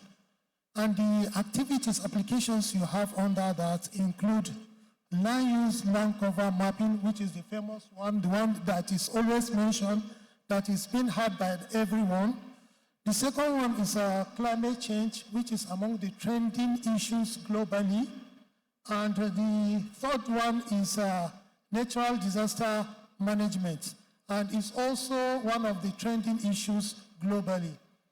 Now, you also have the application of space technology in agriculture and forestry. And under this, you have the crop monitoring, Under this, you have the precision agriculture. I will come into that again. Then you have forest management, that is to manage deforestation and other aspects of agriculture. Now, in the application of space technology in urban and regional planning, you do a lot in that aspect. First of all, you monitor the urban growth, and you monitor transportation planning, the transport routes planning. There was a time that between here to the southern part of the country, the normal route is through Lokoja. But during serious flood, there was a time that the road was washed out, that people couldn't cross from the north to the south through that route. So the space technology is one of the technologies to be employed to solve that kind of issue. You also use space technology in monitoring urban health island and so many of that. Then you also use space technology in natural space management. There are a number of things you do with this. Now, in NASA, we have been carrying out research in this aspect. The only problem we have is the private sectors and even the public sectors, the industries and the ministries and other establishments and MDS under this. We find it difficult to penetrate them. As Dr. Binder mentioned earlier on, that none of the decision makers is here. Had it been one of them, we would have tailored what we have been doing, the capacity and the capabilities of space technology and what we can do to promote and ensure that the mandate of each of these MDA is implemented and improved. But they are not here, and this has always been our limitation in space in NASDAQ. We have been trying to bridge the gap between the research and the MDAs in the country. But we are in this direction and we'll keep on trying. We have been knocking their doors, and God's willing, they will open it one day. You jumped ahead to move on to the challenges of the sector before I got there. But what is NASDAQ currently doing with the private sector to monetize this space? What we have done, it's in the aspect of the researches we have carried out. We have collaborated with some organizations to carry out precision agriculture. And we have tried to monitor the expansion of some settlements in the country. This kind of activities, by monitoring, when you monitor the expansion of the country, of a settlement, you try to know, to project the kind of revenue that can be generated by the expansion of that settlement. That is what we have been doing within the last 6 months in NASDAQ. Okay, from Satlantis, how are you coping, or have you been managing dealing with the government sector in terms of monetizing space science and technology? I think, for example, in Nigeria, you deal with high resolution satellites, and I know that when you are dealing with high resolution satellites, they're not free, like considering Sentinel, Landsat. How are you able to break into the African market where these satellites are very expensive to procure, even though they can be used extensively for agriculture, for urban planning and all that? How are you able to come up with models that you are able to reach the African market without having to compromise on the quality of data that you are providing in Africa? Yeah, so I think that the key to answer this is to look for partnerships. I mean that government is very important. I mean, if it's the driver of this type of technology, because space itself, it's a strategic asset that needs the support of the government compared to other sectors in the market. I mean, for example, in communications, there are many companies in communications, but in space, there are a few of them. I think that this should be handled, again, as a partnership. Because with a partnership, there is an interaction and not just a seller. I mean, what Satlantis do is we not only sell the asset and we leave. You know, what we like to do is to establish locally in the country and partner up not only with the agency, in this case, not only with NASDA, but also with universities, also with local industries, because we need to leave a path in the country for the country to start developing their own satellites. That's how we need to approach it. I mean, the satellite itself would be an investment that will not only provide an asset and a problem solver again, but it will provide knowledge to the ecosystem, to young Nigerian professionals to start working and developing their own satellite, and in the future, selling these types of satellites to other African countries. Also, developing this type of downstream applications such as agriculture, and to start working on with the industry and the universities to start building these startups that could implement this type of technologies and start selling this data to other African countries.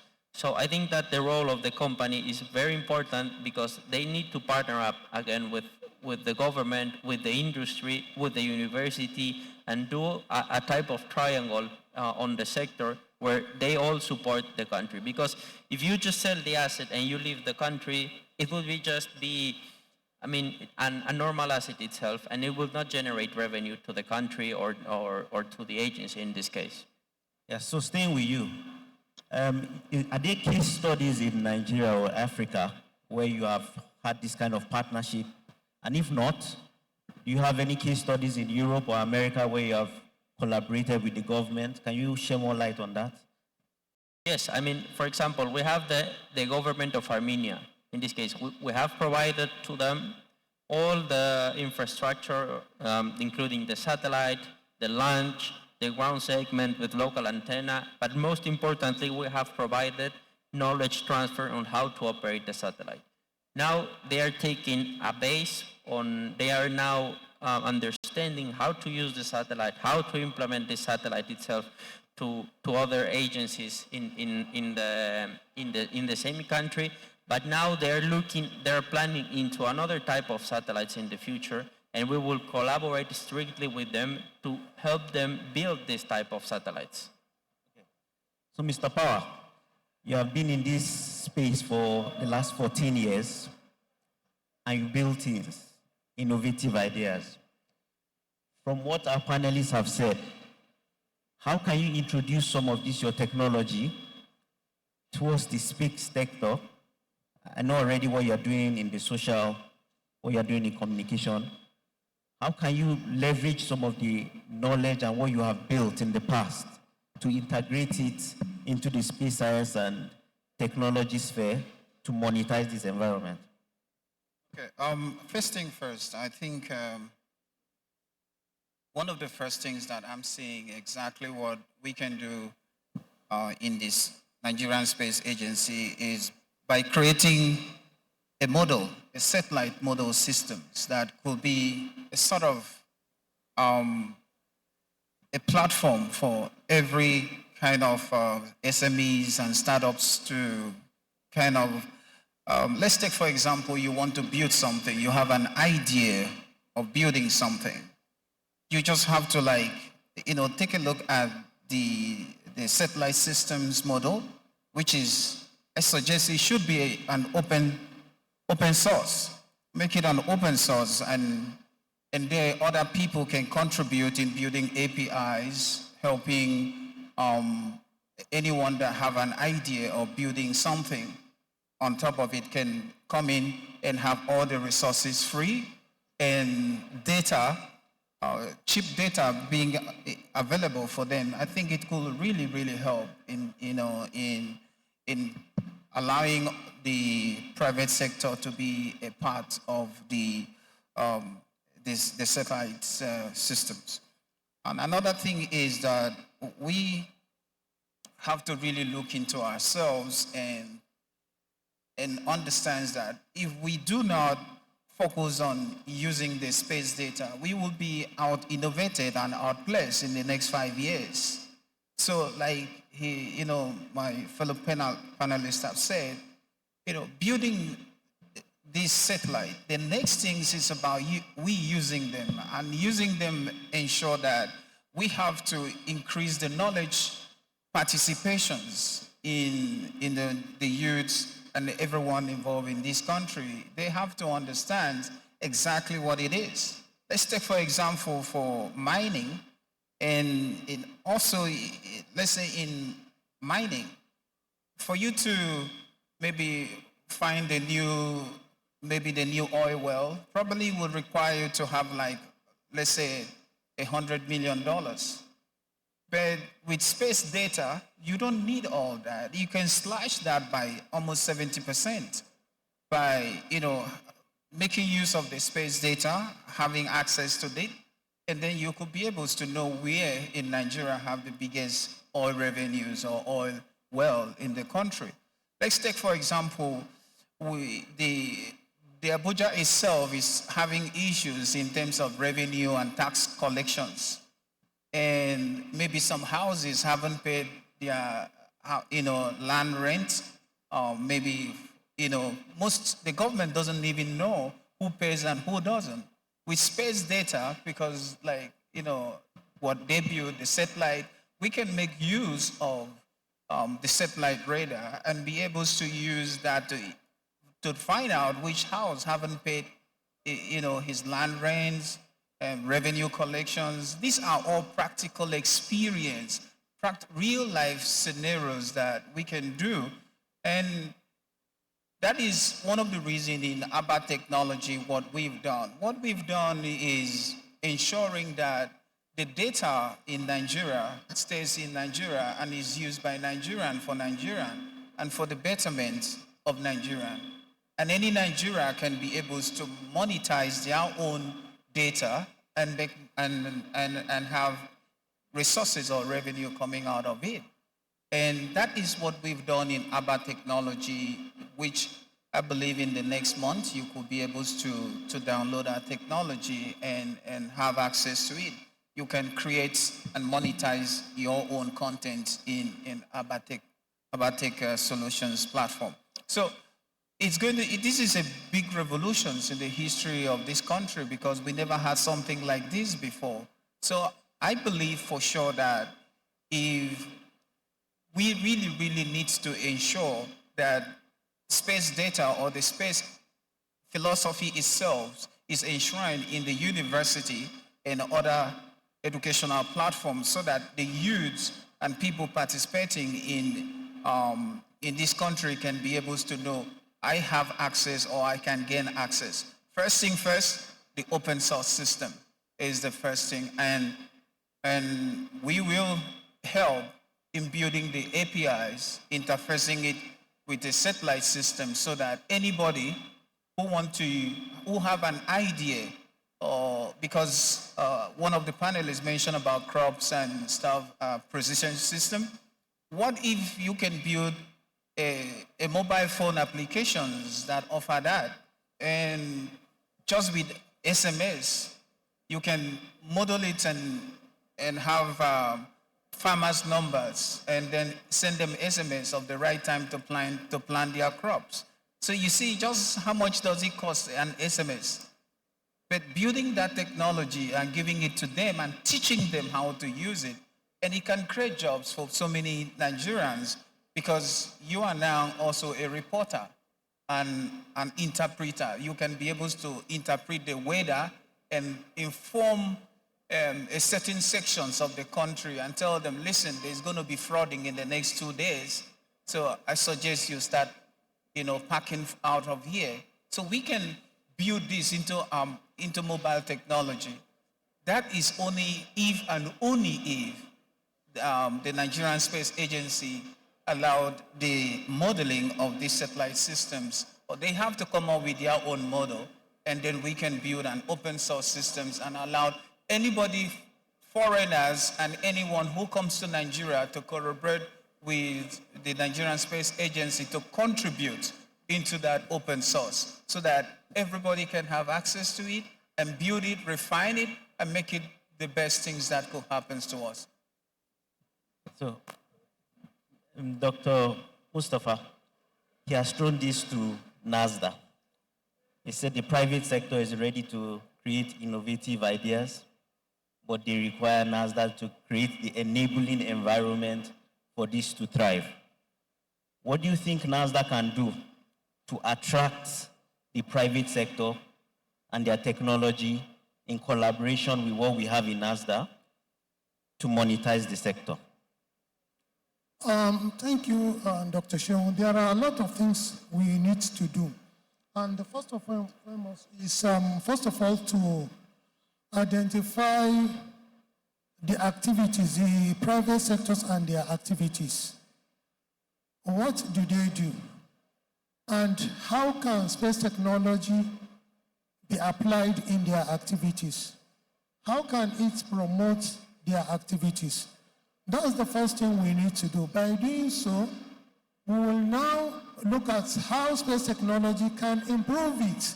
And I believe we have been doing a lot in this aspect. The other thing I have not mentioned, which I need to mention, is the public sector too. You know, we have over 150 MDS in this country. And each of these MDS needs the product of this space technology in one way or the other. And they end up going to the federal government to collect funds to procure these products. Now, we can collaborate with the private sectors that provide this and get it delivered to the MDS that are in need of these services. And one thing we have not mentioned is how do most of the MDS use it? Take, for instance, the Federal Ministry of Health. They use the space, they need the product of space agency, that is the satellite imagery, for hospital optimization. And the Federal Ministry of Education needs it for schools optimization. Every sector in human endeavor requires the product of this space technology to promote its activities, and get it achieved, and achieve its mandates with the best ability and the cheapest cost. And when you cut cost, you are saving funds. When you save money, you are making money. You notice that last year, last 2 years, the Soviet General of the Federation procured so many satellite imagery, and they use federal funds to do that. The INEC, is it INEC? No, Population Commission also acquired satellite, the same data that can serve the same purpose for all the agencies. Yet, each of the agencies went individually to collect money from the federal government. When this is harmonized and we collaborate with the private sectors to get this product at cheaper rates. So far, we are collaborating with ASEC'25. It's a company in China, and they are offering us this product as very subsidized rates. And this can serve many applications. If all the MDS will come to NASA and require a request for their satellite images from NASA, that will save the government from unnecessary expenditure. Now, The problem with the the private sectors is to even get them to come. It's a major challenge. But what we will do, we have started doing and we'll keep on doing it is to propagate our activities. And what we can do, we have the capacity, we have the capabilities to do that, to use this technology to make you achieve your mandate in the simplest way with the cheapest cost. If they keep on coming to us, definitely they will cut costs, because what you need to do in a year can be done within 2 weeks using space technology. And the state governments too can come to us for us to help them map all the lands, the farmlands, and all the cadastral data in their respective states can be mapped. And this is money. By the time you identify the plot of lands that can be mapped within a state, you are making money, because once you laid out that that kind of an area and you provide the infrastructure, you sell it and you get people to come and buy them. The problem is the state governments are not, most of the state governments are not willing to come, but we'll keep on promoting our activities by hosting a kind of conference of this magnitude. Thank you. Thank you. So just to recap what our panelists have said, Mr. Power is of the opinion that they are ready and they're just willing for NASDA and other private sectors to collaborate. I know you've recently signed an MOU with NASDA and they're working to use your technology to help with the space sector. Satlantis is working extensively in Europe and are moving into Africa.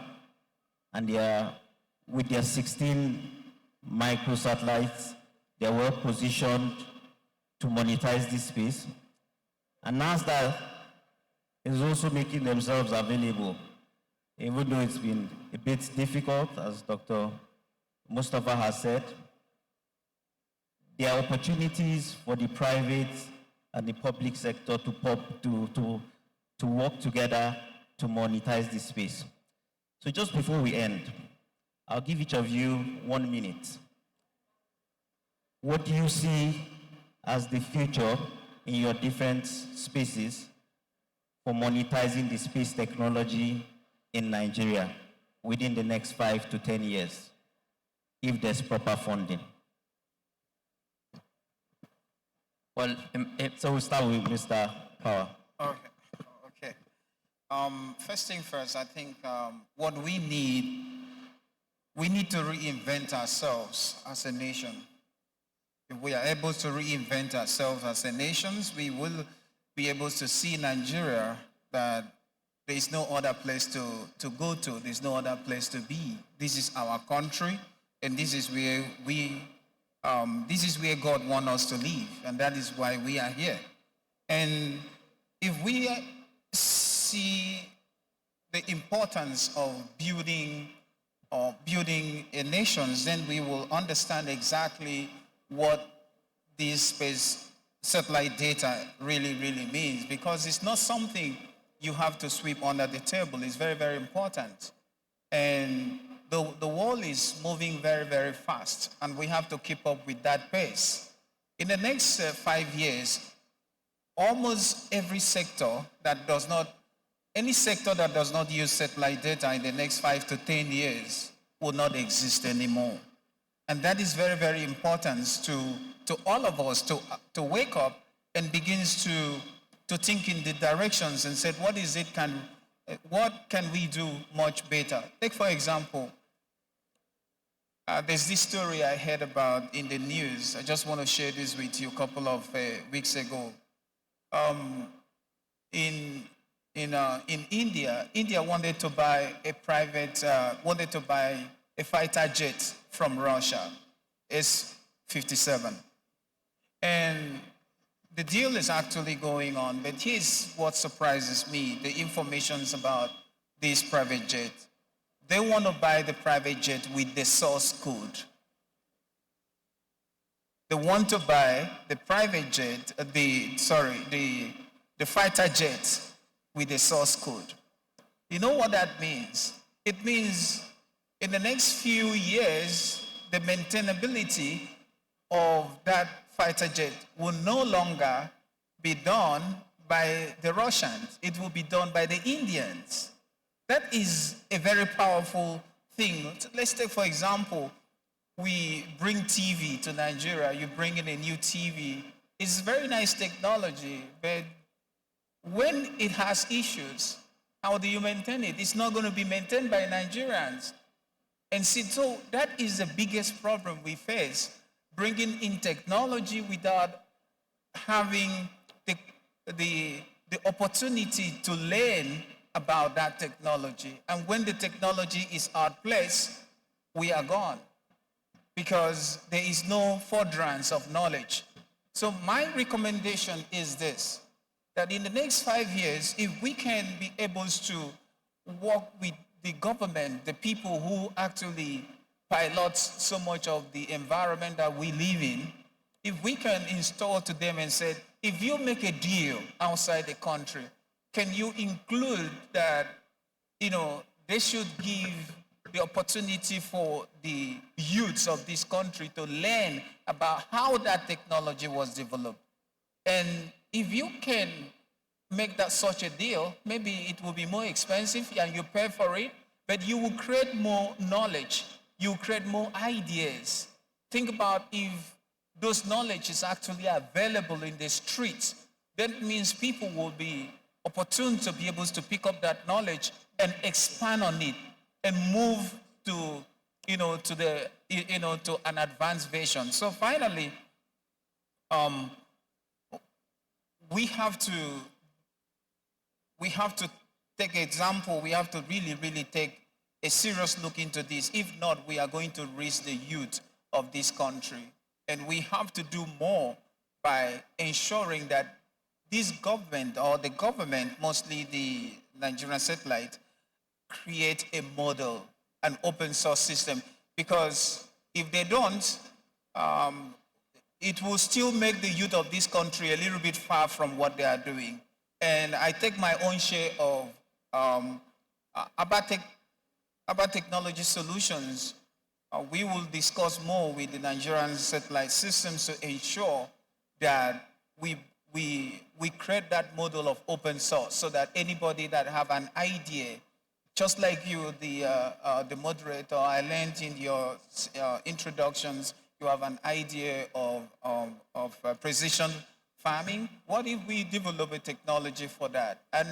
And you can be able to patent that and make money from that. I think it's a great idea. So we want to build a platform for people to build their own ideas and knowledge on it using the satellite data. I think that is something we really, really want to do. I think it will help a lot to bring everybody on board. Thank you so much. Satlantis, final remarks? Yes, so I would say that there are 2 points important in the discussion regarding Satlantis. The first one is that Satlantis doesn't have presence only in Europe and only in Africa. We have presence all over the world. We have signed contracts in America, Latin America, Europe, hopefully soon Africa. We have signed contracts in Asia. And we are here to support NASDA and Nigeria and give access not only to Nigeria but to other African companies or countries, to an high technology asset. And with this asset, start not only using the technology to solve each country's problems, but also to start generating revenue by selling this type of data. So we have access to many countries in the world, and with our support, we can open up these countries to African countries to sell this data. So we will give you access through us to different countries. And the second thing, taking a bit what he was saying, is the knowledge. We are here to support and give knowledge to the country to generating a second way of revenue, that is building their own capacity in the country, building their own satellites in the country, building the Nigerian satellite, and we will help you not only to sell the satellite to other African countries, to neighbor countries, but also to every part of the world. We would help you to establish and to boost the space ecosystem with the transfer of knowledge necessary to build local capacities in the country. So let me add to that, because this is very interesting. With what he said, is a very practical experience of exactly what we should do. Take, for example, before now, the previous panelists that were here, a lady asked a question and said, what is the practical success story that we have? And these are examples, these are some of the things we're supposed to show. This is that, we've done this, we've done that. Nigeria does not need to launch a rocket to the space anymore. We just need to we have partners like them,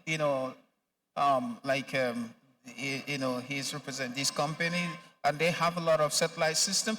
All what we just need is to have access to the data, and then we could be able to create millions of jobs just within a space of time in this country, just with having access, because this can do a lot of work. If we are ready right now to say, we want to change the trajectory of unemployment in Nigeria, satellite data can be one of them to change that within a space of time.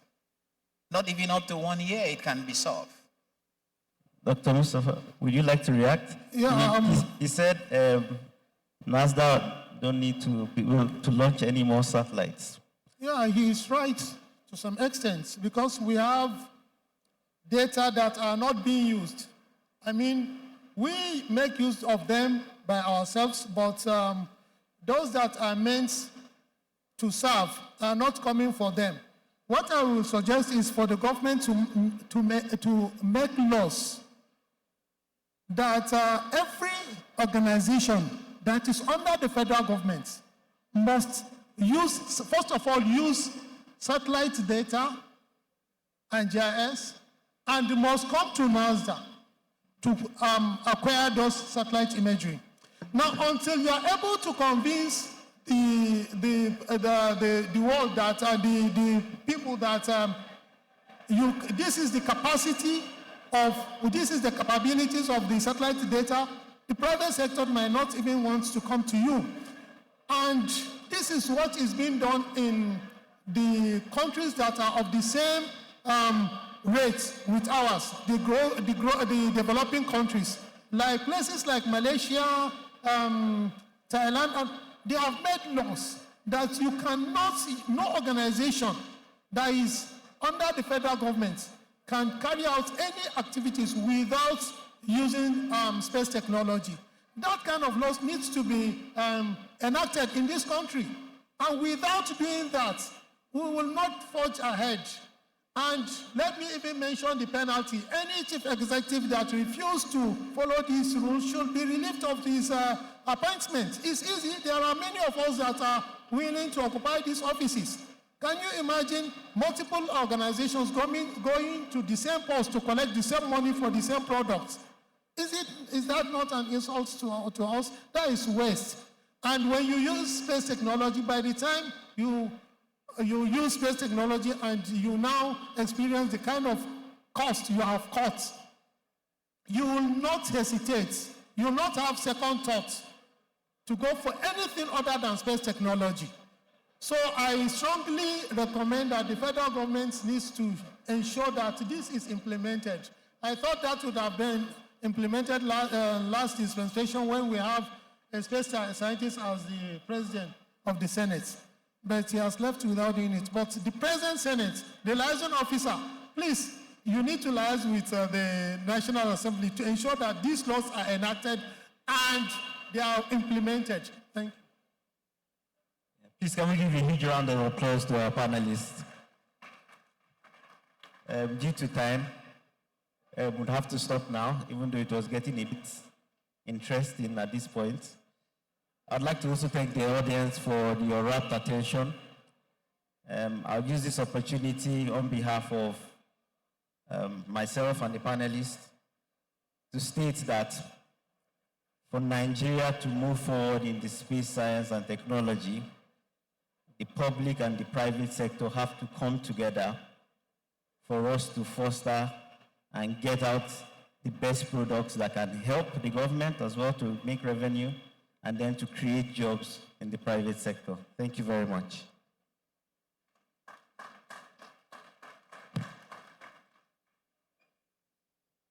Please put your hands together for the moderator and the panelists. Please, ladies and gentlemen, let's applaud them. Let's applaud them for a wonderful job. Let's have a group photograph very quickly, and then the members of the committee will now present them with a gift. Thank you.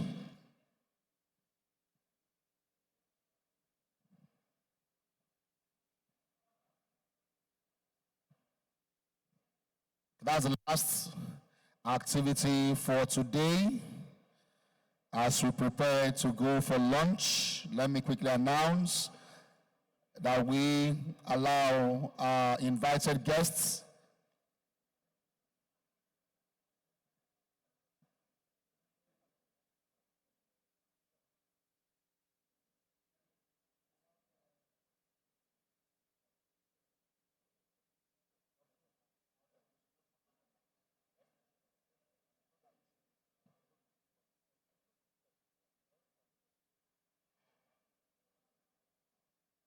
Okay, so ladies and gentlemen, let's allow our invited guests and our directors from ministry, from NASDA, from ACCI to please take their turns for the lunch, and then the rest of us can follow suit. Of course, to the left of this hall is reserved for our bosses, our directors, while to my right is reserved for those the rest of us.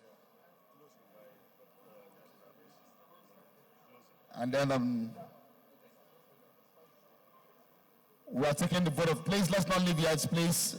Let's wait, please. Let's wait, please, for the closing remarks that will be said by O.C. Imomo, the chairman of the LOC. Thank you very much. Tomorrow we reconvene again at 9 a.m. 9 a.m., please. The chairman, sir, the closing remarks. Please just wait for us 1-2 minutes. Thank you.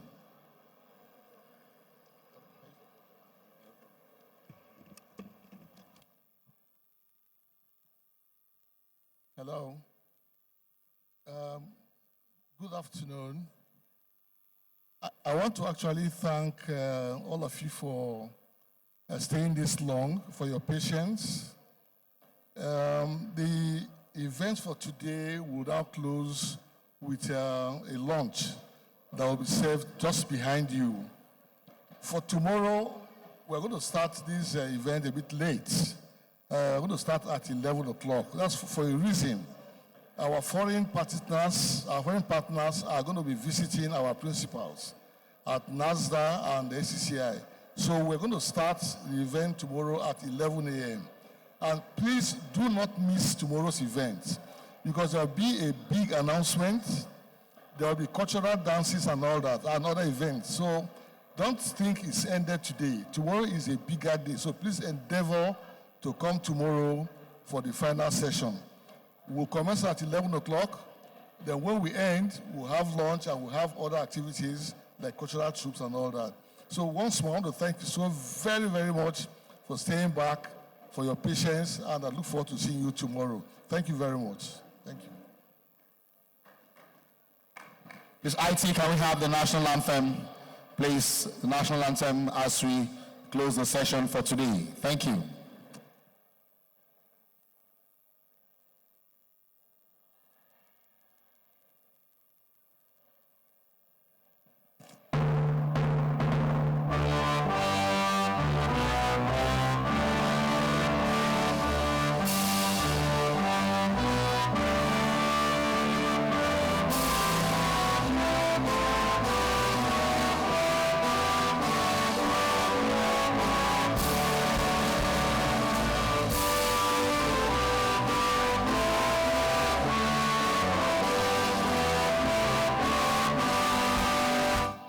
Thank you very much. See you tomorrow at 9 a.m.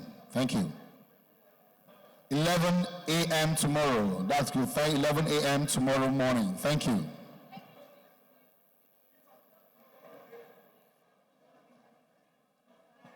Tomorrow, 11 a.m. we reconvene. Thank you very much.